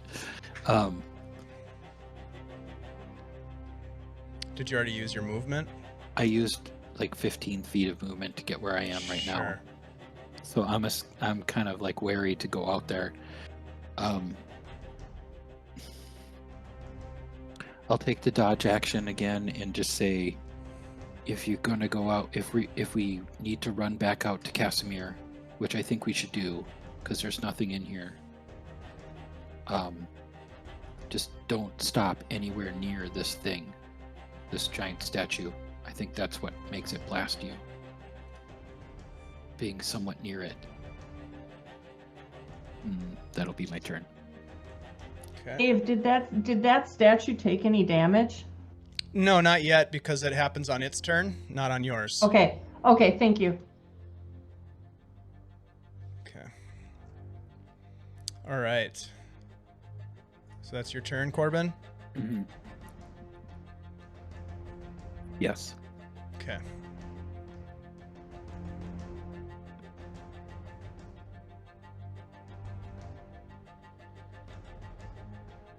I'm assuming, Mara, when you cast this spell that you used the that section of the description where it says one side of the wall selected by you when you cast the spell deals 5d8 damage to each creature that ends its turn within 10 feet of that side or inside the wall.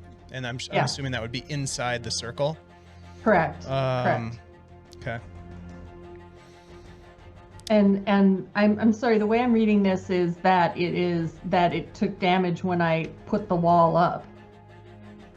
When the wall appears, each creature within its area. So if the creature was in the actual flame, it would take damage.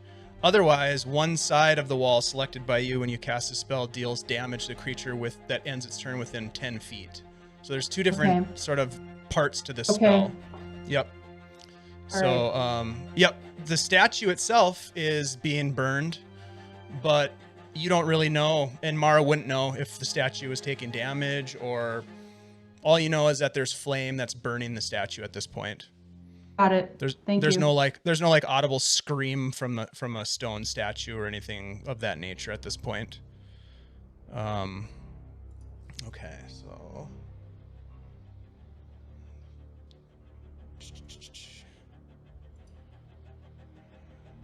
let me do this.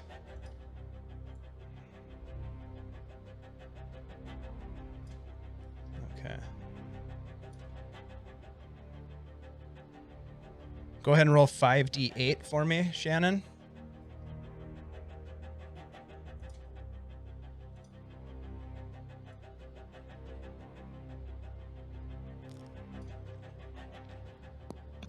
Nice. You hear a cry of pain. Ah! Very briefly.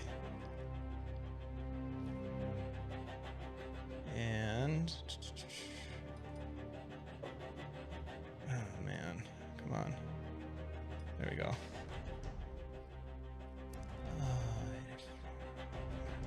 Okay. Brings us to Bjorn. If pain. Well, it's only shooting once per turn. So run quick while I take the while it shoots at me. Then I'm gonna rage and run out 5, 10, 15, 20, 25, 30. And I'm gonna do perception to see if I could see anything on the statue. Okay, roll a perception check. Ooh. Yep. So I see it, right? You see the statue, and you see this ring of fire around it burning. But that's about all you see. All right. I'm gonna just dash then. 5, 10, 15, 20, 25, 30. And in my turn. Okay. Casimir is just looking out towards you, Bjorn, and watching what's going on. And he calls out to you, "What is happening?" He is going to take a step forward. Could I answer him back in that? Yeah, like just like a brief statement as a reaction, sure. It's a statue. Attack the statue while I'll draw its fire. Attack the statue. That's what I'll say. Okay, so he will use a cantrip to shoot a firebolt at the statue. 16 for 5 damage. You watch as he just reaches out and fires off a firebolt. And let's see. Bjorn. Let me do this.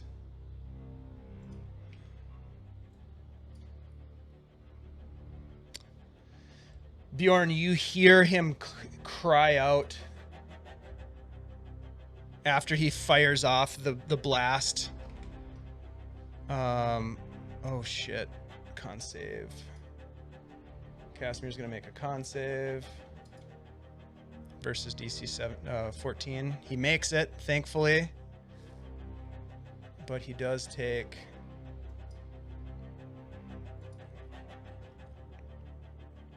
He takes 7.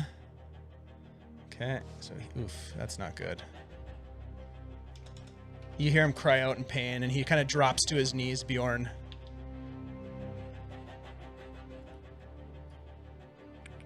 Roll, let's see. Roll up. Oh, you already rolled a perception check for me. That was for before. Roll a new perception check for me, real quick, Right. Bjorn. I just want to see if you see what's happening. I do not see Casimir. If that helps Oh, you you out. can't. All right, yeah, okay. I, Then you I don't. can't physically see. I think he's over here still, but I can't see him on. Yep. in my Yeah, visual. you wouldn't see what's happening then, but you do. You roll a perception check because you might hear him. Right.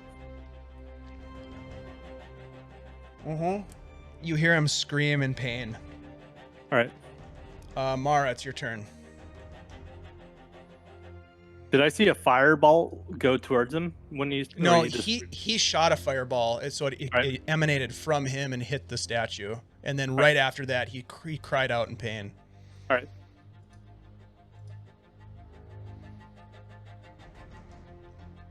Okay, I'm going to do a sacred flame with a blessed strike on him, On on the statue. okay. So that is a dexterity save. That will be an automatic fail.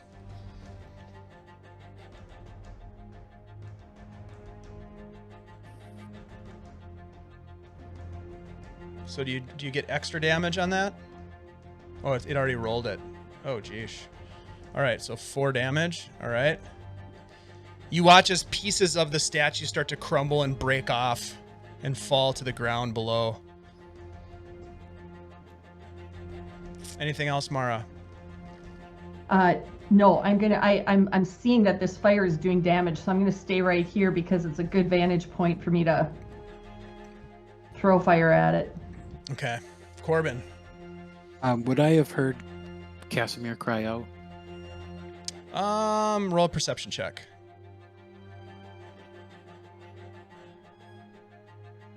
There's a lot of flame burning and Yeah. explosions happening, so we'll just kind of see what happens here.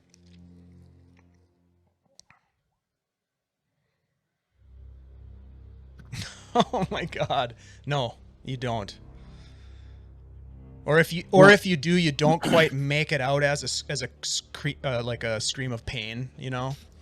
My original intention when I was saying we can't stop anywhere near it was to run back to that hallway we started at.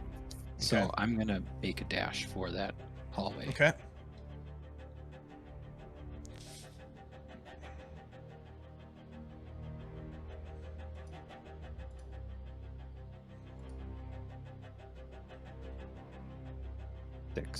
So that puts me at a full dash. Okay. You come And I'll around the just- corner and you see this like essentially what appears to almost be like a fox-like creature just raking claws across the back of Casimir. Casimir's like in mid fall to his knees, blood like spraying out of his back. And just that's what you see. As a reaction, I'm just going to yell out, "Stop, get away!" Okay. Actually, do I get a reaction after a full action? After my dash? You don't get a reaction on your turn. You get reactions on other people's turns. Okay. So, yeah. All right. So no. Okay. You would not get a reaction right now. All right. That brings us to the creature that's attacking Casimir. It sees you come around the corner, and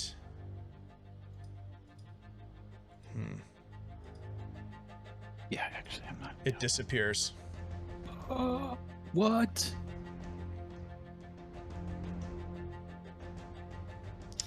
Let me just double check something here.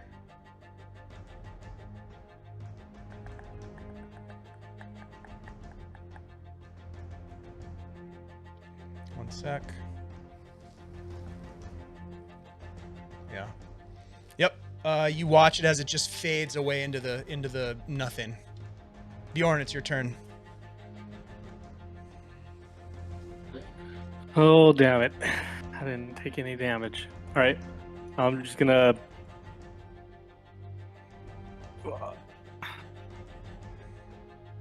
I'm gonna keep moving this way. So 5, 10, 15, 20, 25, 30. 5, 10, 15, 20, 25. Could I try to open this door? Hold on, your token is now just moving. Okay, you move over to the set of amber doors on the other side of the flaming ring that has been cast around the statue. Yep. You try the doors and they are locked. Yeah, I'll end my turn there since I can't. I use my action to dash, so I can't just force them open now. Correct? Correct. Or try to force them open. All right. You'll have to wait till your next turn to do that. Yep. All right. Cat, is that the end of your turn? Yep, that's it. All right. Casimir is like he kind of falls to his knees. Corben in front of you. Yeah. There's something here. And he kind of gets up and steadies himself against the wall. And he is going to... Oh, man. Yeah. He's just going to raise his longsword up behind him, facing the other direction where he got attacked from, and just take the dodge action as he's trying to... He can't see anything, and he's just looking. Where is it? Damn this place! And that's his turn, so he's taking the dodge action. Mara.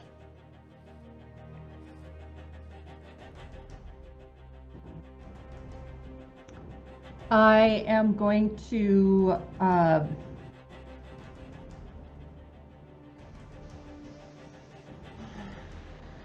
don't see I can't see anybody from where I am at, and I don't know where my friends have gone. I'm a little bit worried about that. So I'm going to... Oh, man. I'm going to do a burning hands at the statue. I'm seeing it's burning. I'm gonna give it some more fire. Mm-hmm. And I hope that I hope I'm doing the right thing. Add some fuel to the fire. Add some fuel to the fire, right? All right, go ahead and roll. Okay. It's an auto hit for 8 damage, 8 fire damage. More pieces of this thing start to crumble from the damage as it's starting to burn. You can see these like smoke and char marks climbing up the sides of the statue. Anything else, Mara? I am going to stay put. I'm afraid it's going to shoot fire at me because I feel like it's after me. I'm after my shield and everything else. I'm I think that it's out for me. So I'm going to stay here and continue my battle with this thing. Okay. Corben. Your friend Casimir is terrified with his sword out. He's got as he turns his back to you, can see that his back just has these giant scrapes down and they're just bleeding through his cloak. I'm going to move up,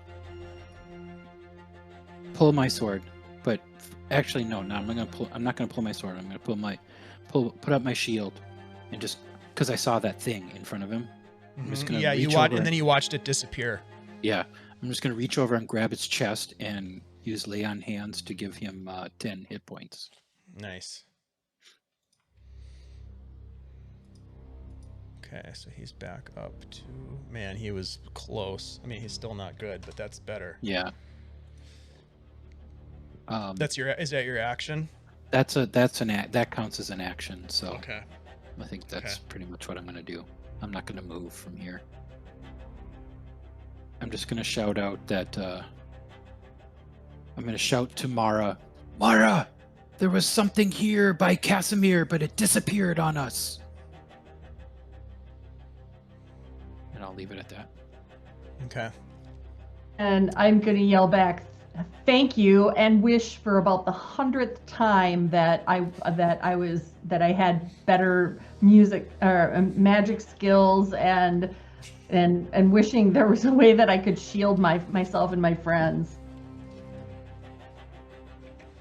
Understood. Bjorn. Do I hear Corben yelling out?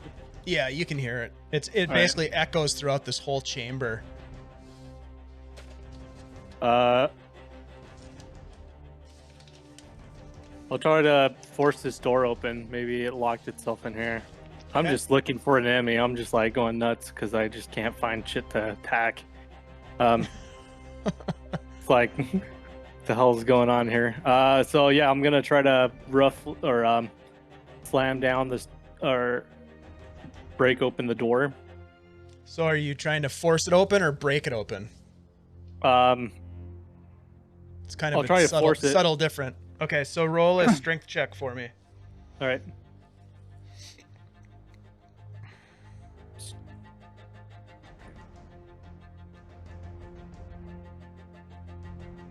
Oof. You push on the door and it just doesn't budge. Well, it's locked tight. All right. Oh, Bjorn. Are you raging right now or no? No, because I lost it from last one. All right. I'm just gonna move. Oh, you've had some bad luck on strength checks. Yeah. Yep. That's all right. Okay, is that the end of your turn? Yeah, I'll just yell out and be like, "Damn you! Show yourself!" Just freaking just pissed off because I can't see shit, and you got nothing to fight. Yeah, I keep running towards stuff and everything keeps popping up behind us and all over. All right, that brings us to Casimir, and he looks over at you, Corben, and he says, "We need to get out of here. Where do we go?" And he just kind of looks to you for guidance. Mara, it's your turn. He'll take the dodge action. Go ahead, Mara.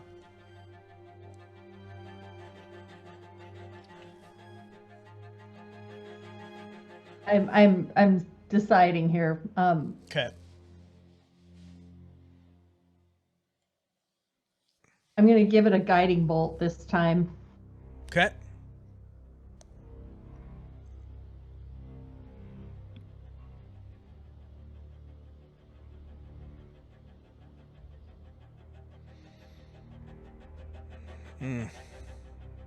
You fire off a guiding bolt and it just goes wide and shoots off into the distance of this great hall. Damn. I'm feeling the effects. I'm just sort of not well, and I know I'm not well. And I'm like, focus, Mara, focus. And that's the end of my turn. All right, Corben. Boy.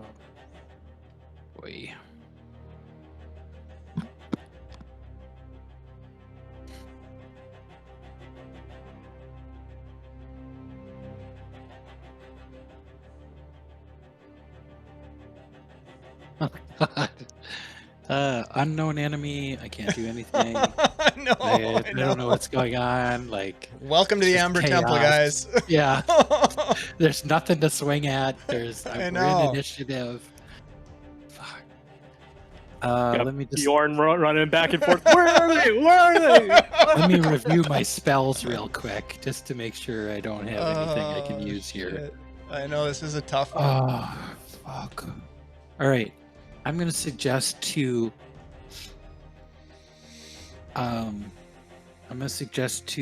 Casimir that we move further south down this way. So that was 1, 2, 3, 4, 5. And maybe leave it at that. And then Okay. I'll take the dodge action. Okay. All right, give me a second. But I'm here. going to be kind of like pulling at him, like, come on, let's go down here. Yeah, like giving him some Strongly, instruction. strongly suggesting, yeah. Yep. Okay, that makes sense. All right.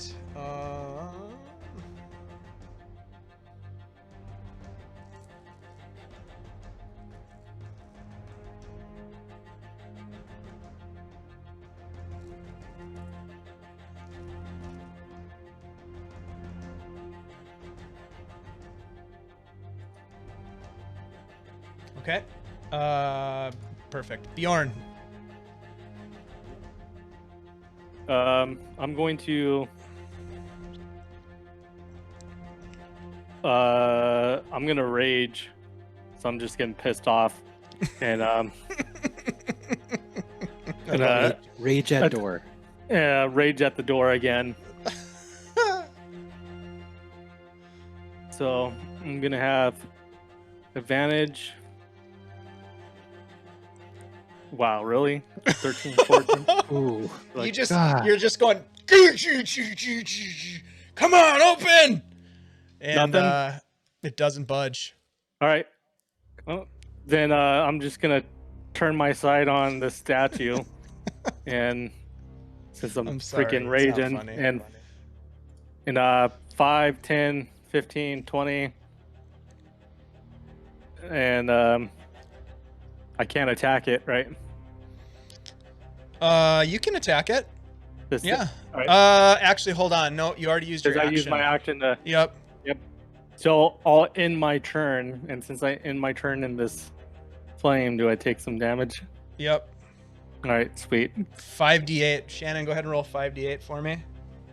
Whoa.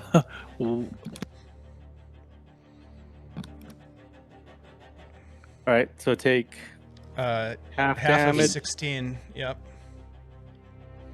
Forget about the rage. Yeah, Yeah. that's pretty sweet. I'm just trying to freaking keep my rage now and not burn through it. So I'd rather take 8 damage and be able to attack shit and keep rage. And so I'm just pissed off now. I'm just like I'm just pissed.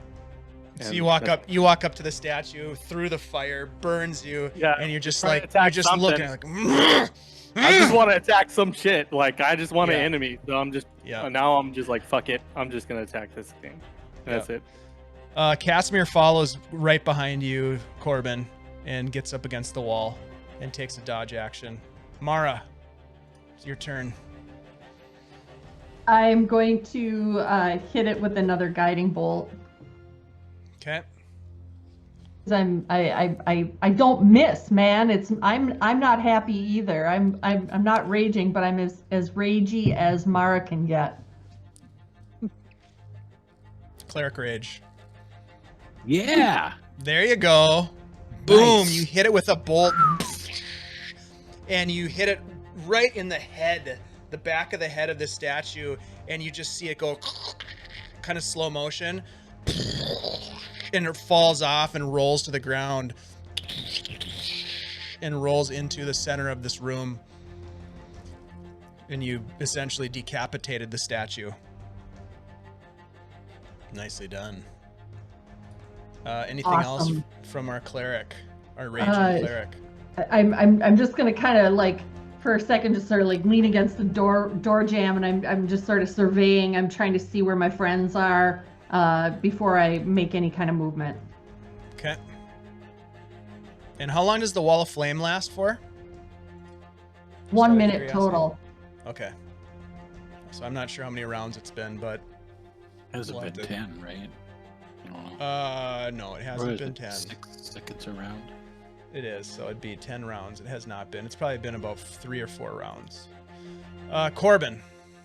Ooh, my turn again already. All right. Yep. Keeping a wide berth of the statue, I'm gonna just motion to Casimir to follow me. We're just gonna explore mid combat because there's nothing to fight. I don't know. Okay. 6. I'm gonna move up to here. Do these look like the stairs that lead back up to Yes. You've The seen place those stairs before. the wild Yep. folk? Yep, it leads back up. There's a grand balcony that you can now see as you move into that space above. So it basically like, let me remember what it looks like real quick. Oh yeah, right. So those stairs go up Mhm. and they hit a balcony. So this whole area that you can't quite see, like from here Mhm. all the way across to here is a balcony, and that's where you came in Okay. from. Yeah. Yep. And then let me just double check something here. Yep, you can just barely see the balcony. It's 30 feet above you. It's still pretty dark where you are, so you can't see Yeah. the whole balcony, but you can see the stairs leading up to that area. All right. So I will hold here and just take the dodge action. Okay. Bjorn, you are inflamed with rage, and you're getting burned. All right. 5, 10, 15, 20. I'm going to break open this door or attempt to again. Okay. Yes. So, 220. Yeah. You just you put your shoulder into it and you just and it doesn't budge. All right. What? 5, 25, 30, It's a 35. tough door. Am I in the flame? Yep, 5d8, Shannon. God.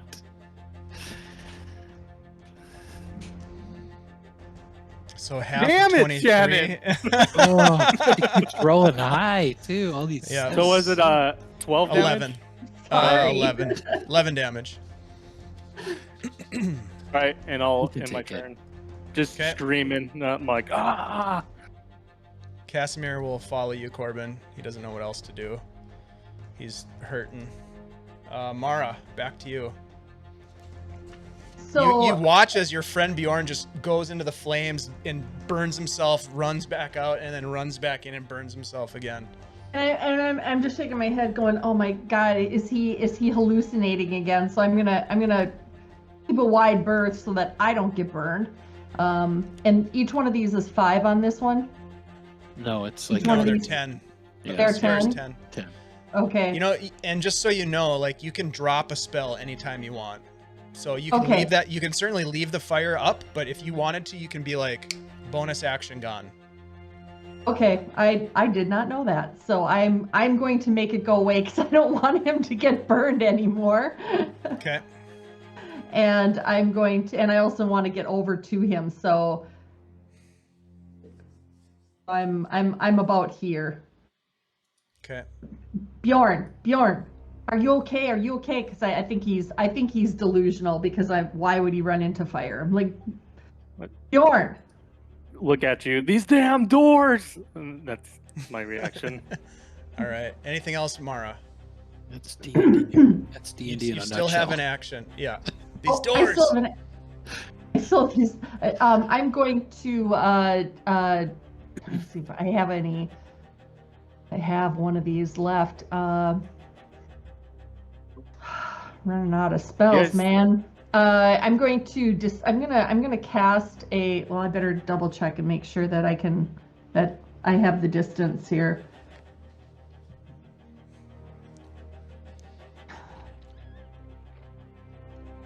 You guys It's a see tough me at all? encounter. What do you mean? My video just dropped just to myself again. Oh yeah. Oh Yep, you're yeah, gone. you dropped out of OBS. All right, I'll try to reconnect. Okay, I'm going to cast Dispel Magic on the doors. Which ones? The ones he was yelling at. Okay. And I'm guessing these are the ones that he was shaking his fist at when he was just yelling at me, going, the doors. Yep, over to the right.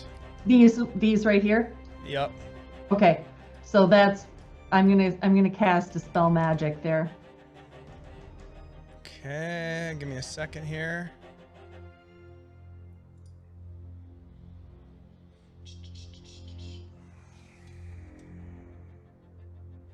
All right. You cast Dispel Magic. Very nice.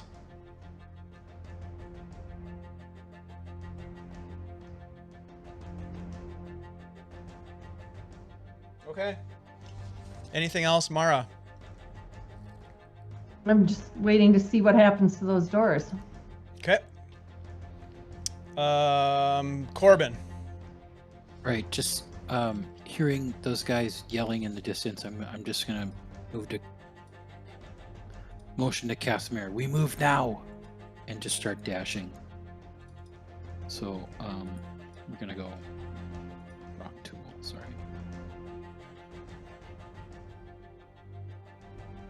Ben's back, everybody. Shoot. So I'm gonna move to about there. Roll a death save, Bjorn. Just kidding. Death save. I'm just kidding. I heard you the whole time, guys. All right. Oh shoot! All right. So I'm sorry, Corben. What are you doing? I just moved.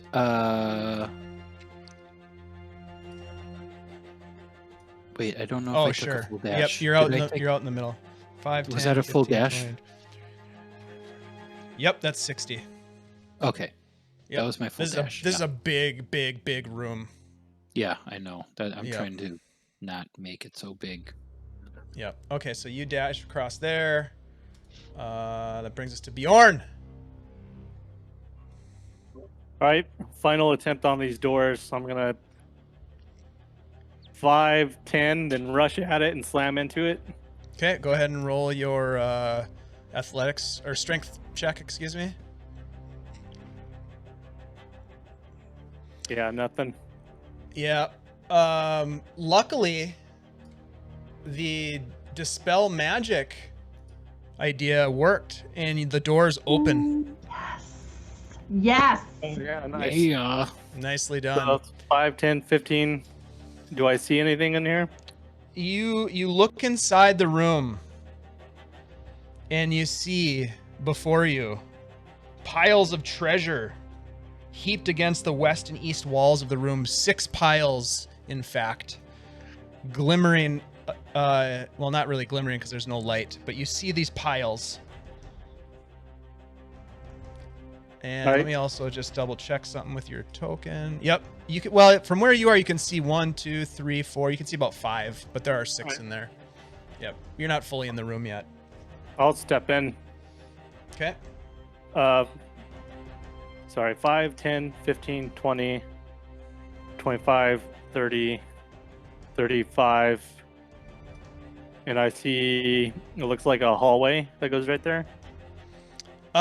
So on the left and right side of this room, you see 3 piles of treasure, and in front of you, you see this giant 10-foot tall statue carved from amber that seems to be in the likeness of a hawk-headed humanoid. It stands in a wide alcove to the north end of this room. Behind the alcove, behind the statue, you see a crack in the wall. All right.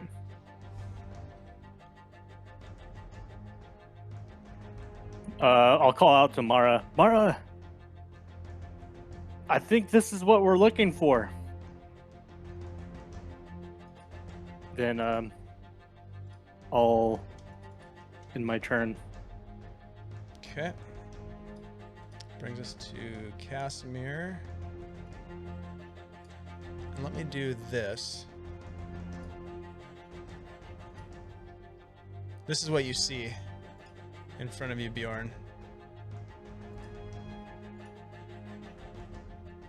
Can you see that? Yeah.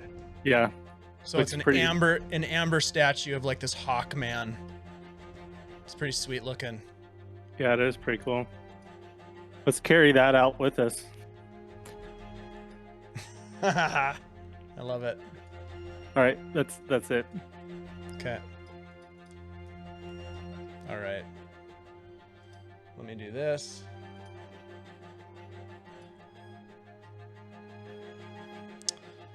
All right. Casimir is going to follow you, Corben. He will use a dash as well and stay basically right with you. Yeah. Mara, it's your turn. You hear Bjorn call out to you. What did you say, Bjorn? I think this is what we're looking for. Yep, I think I found it. I think this is what we're looking for.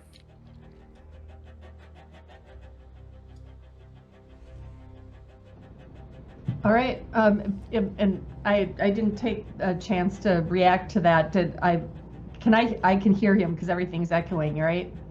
You can hear him. Yeah, it's your turn, so you can do what you want now. Right.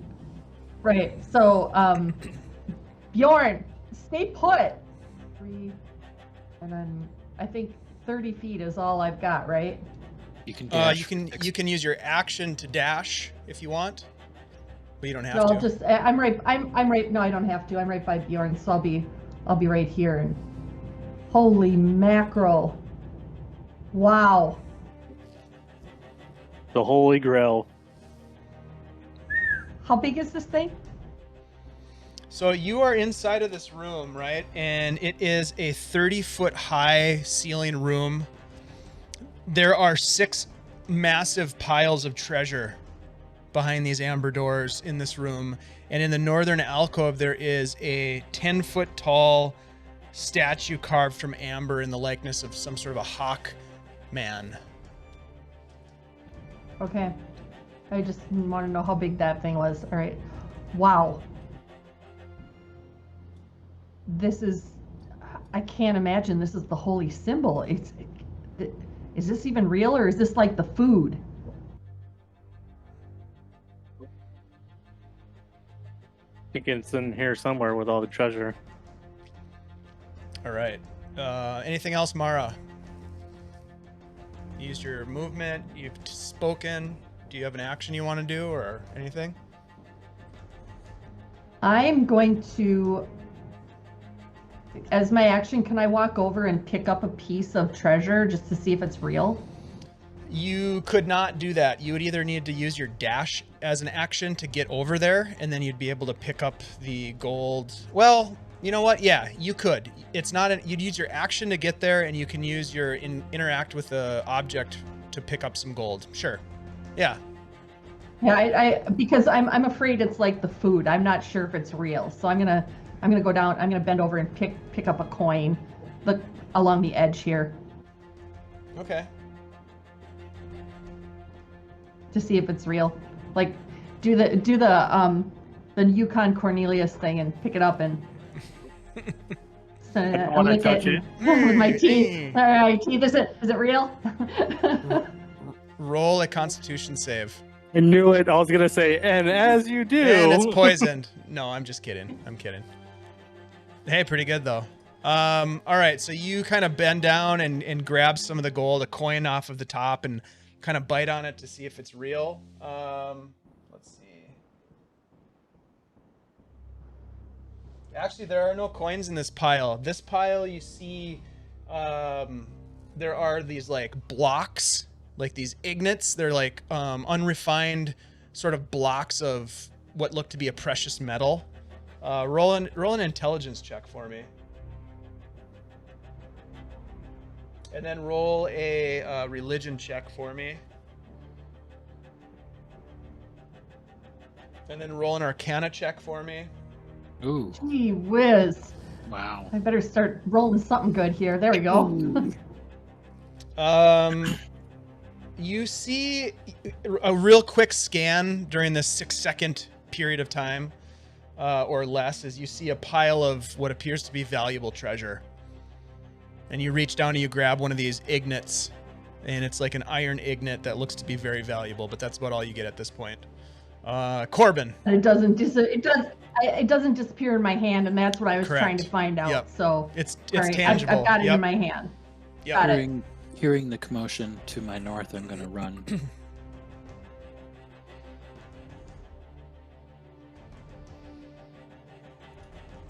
And get me right to the doors. That's a full dash action. Okay. Intending to bring Casimir with me. Okay. All right, so you move forward.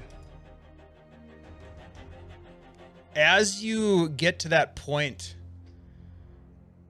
Bjorn, you're kind of looking around at all this gold, these piles of treasure, various artifacts and things that glimmer and excite you. Mara reaches down and grabs from the pile next to her to inspect. You hear a as this hawk creature, this 10-foot tall statue, comes to life and moves forward 5, 10, 15 feet towards you. Mara and Bjorn, please make a wisdom saving throw.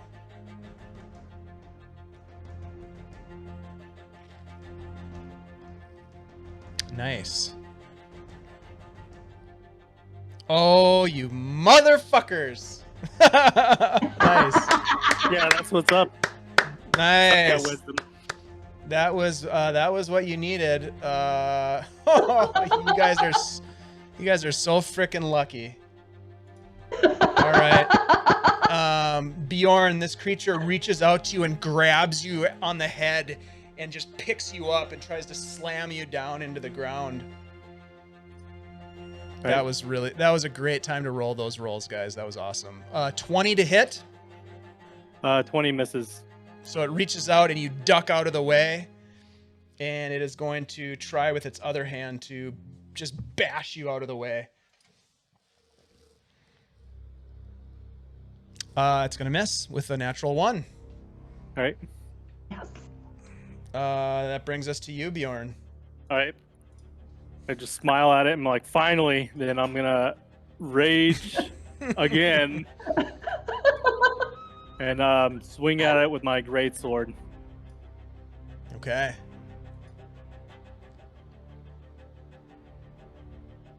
25 to hit. That will hit for 12 damage. Yep. Okay. Then second attack. 20 to hit. That will also hit for 8 damage 8, more. so a total of 20. Got it. Then Okay. I'll move 5, 10, 15, 20, 25, and end my turn. Nice. Okay. That brings us to Casimir. Let's see, where is he? Here he is. He's gonna use his full action and movement and action to get up here. So he has nothing he can do. Mara, you're just holding this iron ignet in your hand, and you look up and you see this huge statue come to life and try to make attacks at your companion Bjorn.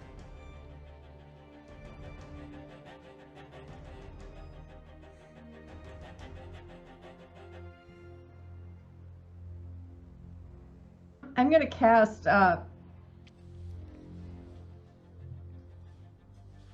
gonna cast. I'm gonna say I'm going to say to it, you don't have to protect things for evil, and I just wanted to find out if this was real or an illusion, and I put the ingot. I dropped the ingot back onto the pile.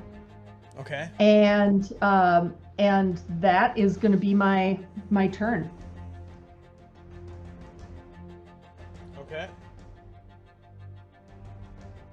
All right. I feel like I can actually. I'm going to try to persuade it that we're not here to hurt it or steal treasure. Okay. Roll a persuasion check.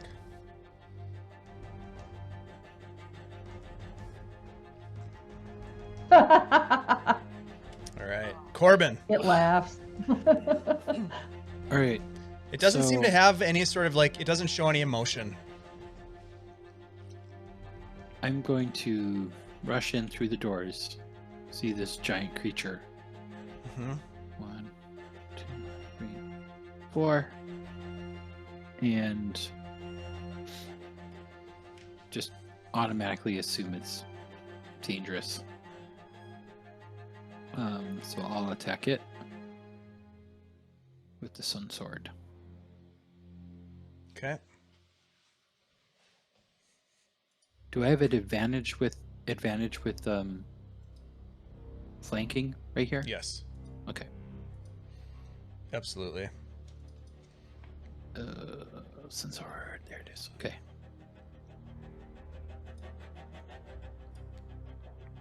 $20 for 11. Okay. And I'll use my extra attack and attack again. Okay. So 11 damage. And 19 for 12. 19 hits. So a total of 23. Yeah. Got it. Yeah, you just swing and it just hits against this amber. It's almost like smashed into like a soft rock, and you can see pieces of amber chipping off and flying into the distant corners of this room. Anything else, Corben? No, that's my full turn. Okay. All right, let's see. That brings us to the Amber Hawkman. I need... Let's see, Corben, Mara, and Bjorn to all roll wisdom saving throws, please. And Mara, you get a +5 from Corben. Wisdom. Yes. Oh, I had advantage on by accident. 25, that'll That's do. pretty good. That is. All right. Okay, that brings us to its attacks. It is going to grab you, Corben, and try to slam you.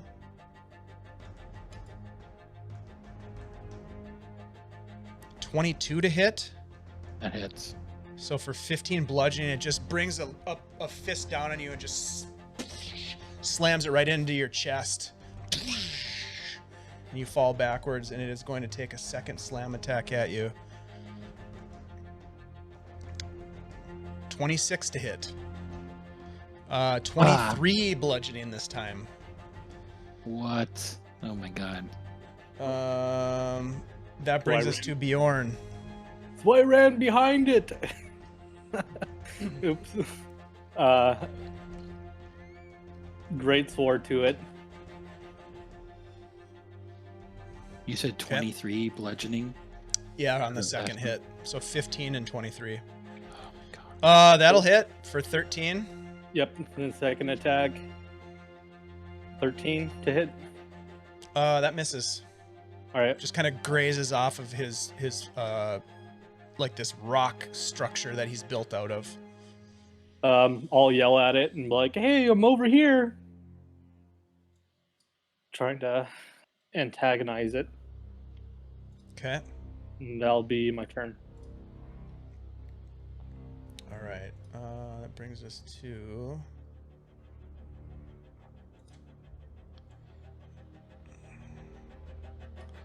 Casimir's like standing in the doorway looking in, his eyes wide, and he gets hit with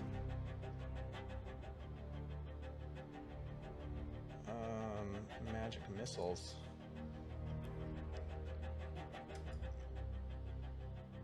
For 10 force damage in his back when he wasn't even looking.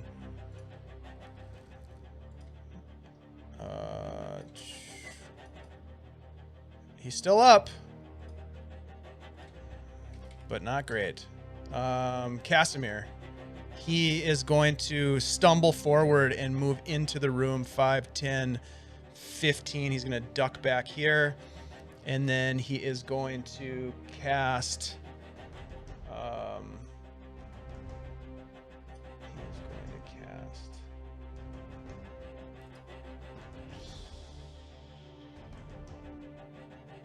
Ooh, yep, not that. Nope. He's going to cast Magic Missile at the Golem, the amber creature. 410 force damage. You guys watch as these missiles just. All right, that brings us to Mara. You just I'm watch going Corben take 2 massive blasts. Massive. Yeah. I'm going to cast Sacred Flame, but I'm going to do it with a Blessed Strike Okay, so that is a dexterity save. for extra damage. It is actually. Hold on a second here. It's Sacred Flame is that. And then I wanted to use a Blessed Strike, and that deals an additional 1d8 radiant. Unfortunately, I rolled a 16 on the save, so he saves. Okay. Yep. Anything else, Mara? That was my action, so nope, nothing else. Okay, Corben.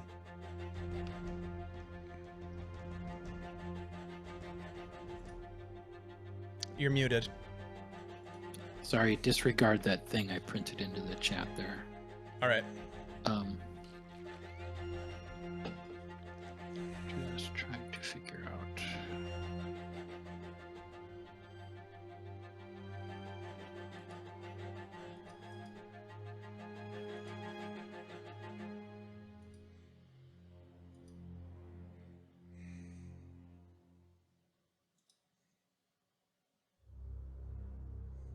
As an action.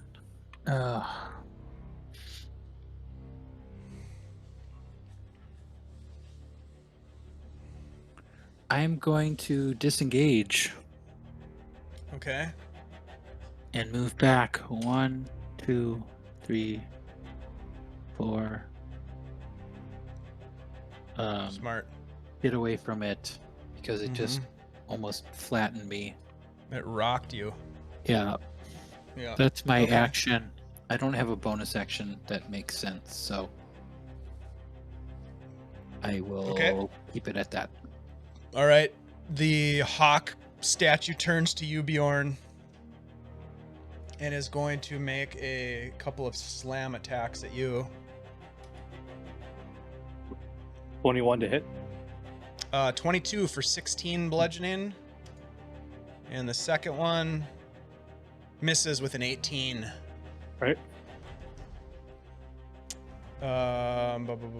Your turn.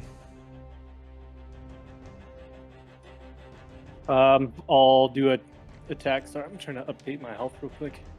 Okay. Been drinking, so I had to pull out the calculator to my. Feel like a dumbass, but whatever. That's all right. We're all in this together, buddy. Second attack. Damn it! Wow, yeah. Yep. Oh. I'll Yeah, just they take both my- miss. You just swing and it just ching, ching, it kind of like slides off this tough exterior of this creature, which is essentially a statue come to life. All right, that'll be it. Okay. Brings us to this guy.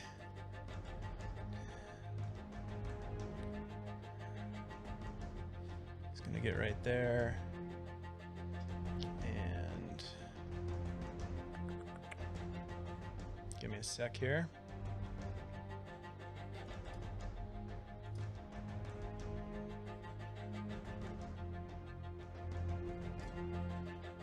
All right.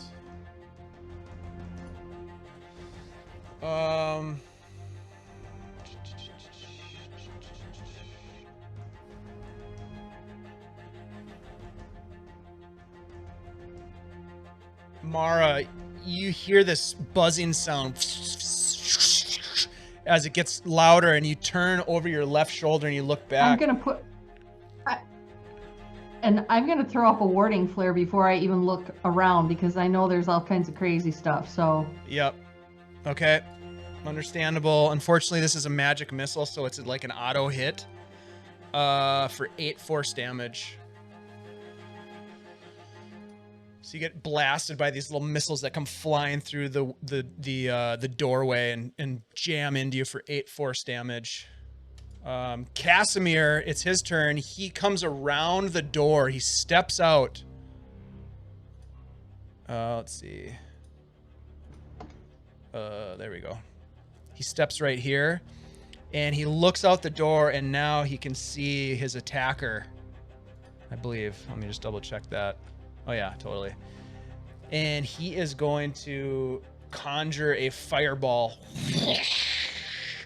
And he's going to shoot a fireball in there. This guy needs to make a dexterity saving throw.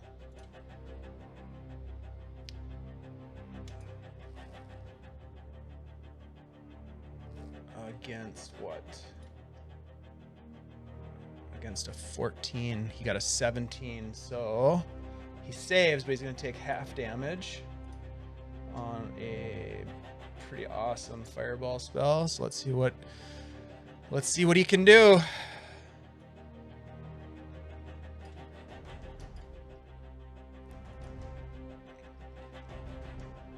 So half of 27 is going to be 13 damage. 13 is going to be... Okay. There's a huge explosion of fire out in the hallway, or in the grand hall, and then Casimir is going to duck back around the corner here. Mara. I don't want to get hit again, so I'm going to duck back. I'm going to get back out of the way, away from the door as well. Kind of as far away as I can get without stumbling on any ingots here. And then I'm going to try another guiding bolt, because I don't want to hit Bjorn with anything here. I just looked at the cameras for the first time in a while, and I just see Andy like slumped over just the top of his head, just like so worried. I'm sorry, dude. And He's hiding from the golem. I know. He's just like, you can't. I gotta spend a few, yeah. Go ahead, Mara. Actually, I did. to worry about right now. Yeah. What did you do? Sorry. Oh, guiding bolt at the golem. A guiding bolt, yeah. Yeah, Yep. at the golem. Okay. Yeah, that's going to... After I got a... Yeah, that hits for 18. Nice.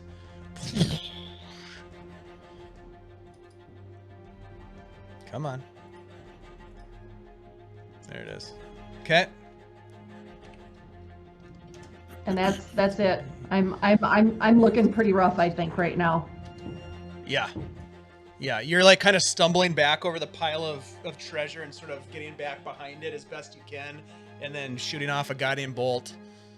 Yeah, none of you are looking super great at this point. Corben.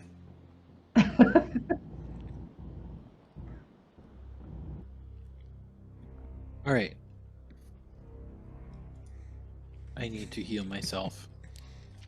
So I will use the rest of my, well...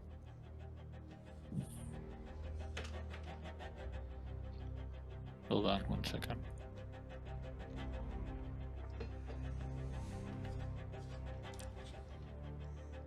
I will use Lay on Hands to heal myself for 15. Nice.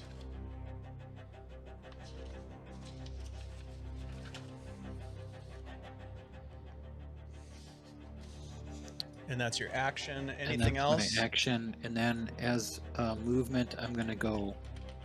I'm just gonna say, move right here. I don't know. I'm not gonna move. I'll stay there. Okay. All right. Is that the end of your turn? Yeah, that's it. All right. So, a couple of attacks coming your way, Bjorn. First one is going to be a 28 to hit for 18 bludgeoning. Jesus. I do And damage. yeah, this guy does a lot of damage. A 24 to hit for 19 bludgeoning.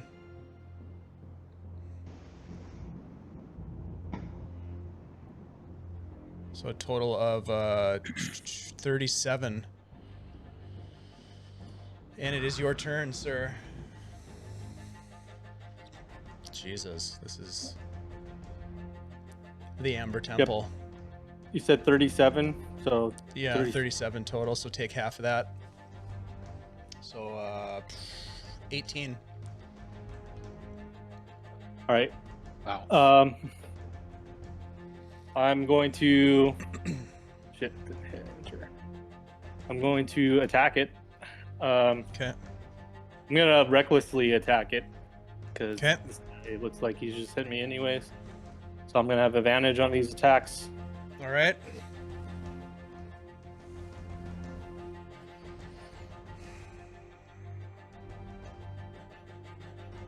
Seventeen just hits. All right. For 16 damage. 16. Yep. Okay. Second attack for another 13. 15 does not hit. Oh, yep. Shit. Damn it. All right. That's it. Okay. Yeah. All right, Casimir. Casimir dips out, looks again for that creature, which is gone. His target is no longer there, so he spins around and looks towards the amber statue that's attacking Bjorn, and he is going to cast. Oh man, he's gonna cast Firebolt at it. 21 to hit. That'll be good. Let's see. Doesn't seem to do as much damage as he had hoped, however. As sort of the fire just kind of glances off of it. Mara.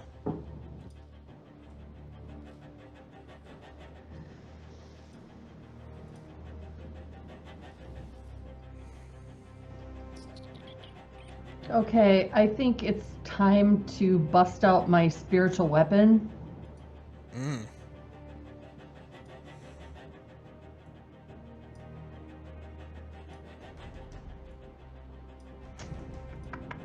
Yeah, I think I'm gonna do that.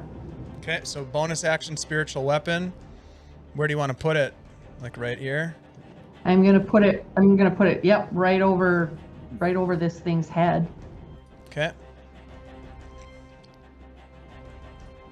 And I'm going to I'm gonna try to hit it with a sacred flame. Well, first of all, roll your spiritual weapon attack. Oh, sorry. It's all right. I just So put as my you conjure description, spiritual not the- weapon, you get to attack with it at the same bonus action. That's the beauty of spiritual Yeah. weapon's pretty awesome. Yeah. 26 hits. Yeah. That Nice. definitely hits for 9. The spiritual mace just clobbers down on the top of its head, and you see part of the side of its head just chip off and fall onto the ground. Good. Okay. And then what did you want to do with your... Actually, can I attack? Can I use it again, No. or can You it can only only use be it as used a bonus my action. bonus Yep. action? All right. Yep. All right. Then I'm going to do a sacred flame Okay. cantrip on him, but I'm going to use the blessed strike with that. Okay.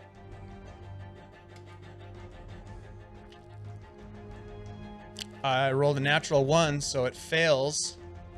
So total damage is 11, and you get the sense that it's not quite taking as much damage as it should be. The Blessed Strike adds another 1d8 damage, radiant damage.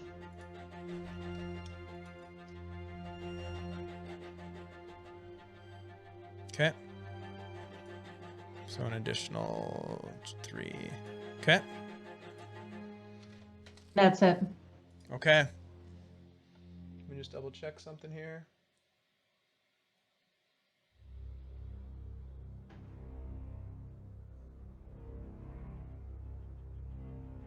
All right. So total. Okay. So just give me one sec.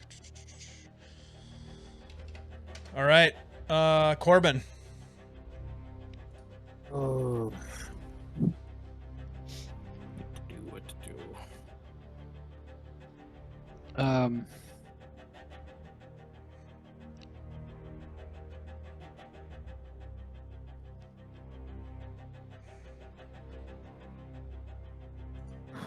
This thing's got massive attacks. I'm going to sorry, roll 20 like booted me out a minute ago.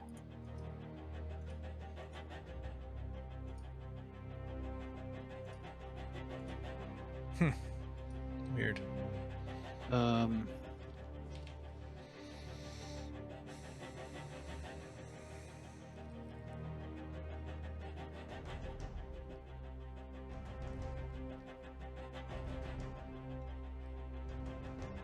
gonna cast Cure Wounds on myself. Okay.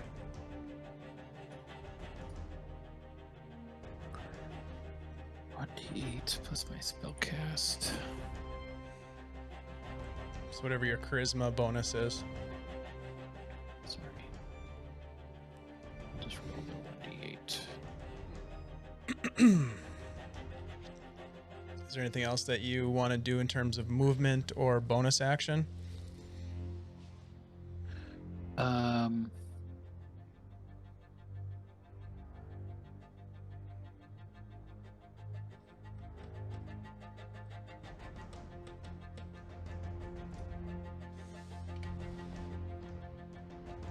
I will, I'll just move a little further. More like that, Yep. flanking around him. Play the wallflower. Yep. Yep. All right. So plus 11 for my hit points here. Got it. All right.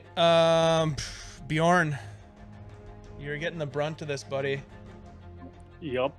Slam attack coming your way. The first one is a natural 1. And the second one? You do get advantage. 'Cause I Oh, did so it's a, yeah. sorry, the first one is a 29 Yep. instead of a Oh, natural God. 1 for 23 bludgeoning. So take half of that, which is going to be 11. Right. And then the second attack also gets advantage, right? So that's 28 to hit, so 18 bludgeoning. Have that to 9. All right. Bjorn is just sort of like he's had his bell rung big time. And Yep. it's just sort of like Tweety birds, tweet, tweet, tweet, tweet, tweet, just kind of swaying back and forth. It's your turn, Bjorn. So let out a mighty roar and a relentless attack. And Right. May Lathander guide your attack. I know, right? Yep. Great sword to it. Natural 20 for Nice. I can't even add numbers right now. What is that? That's 21, 23 That's damage? 23 total. How do you want to kill this thing? Oh, really? Oh, Yes. God. Yes.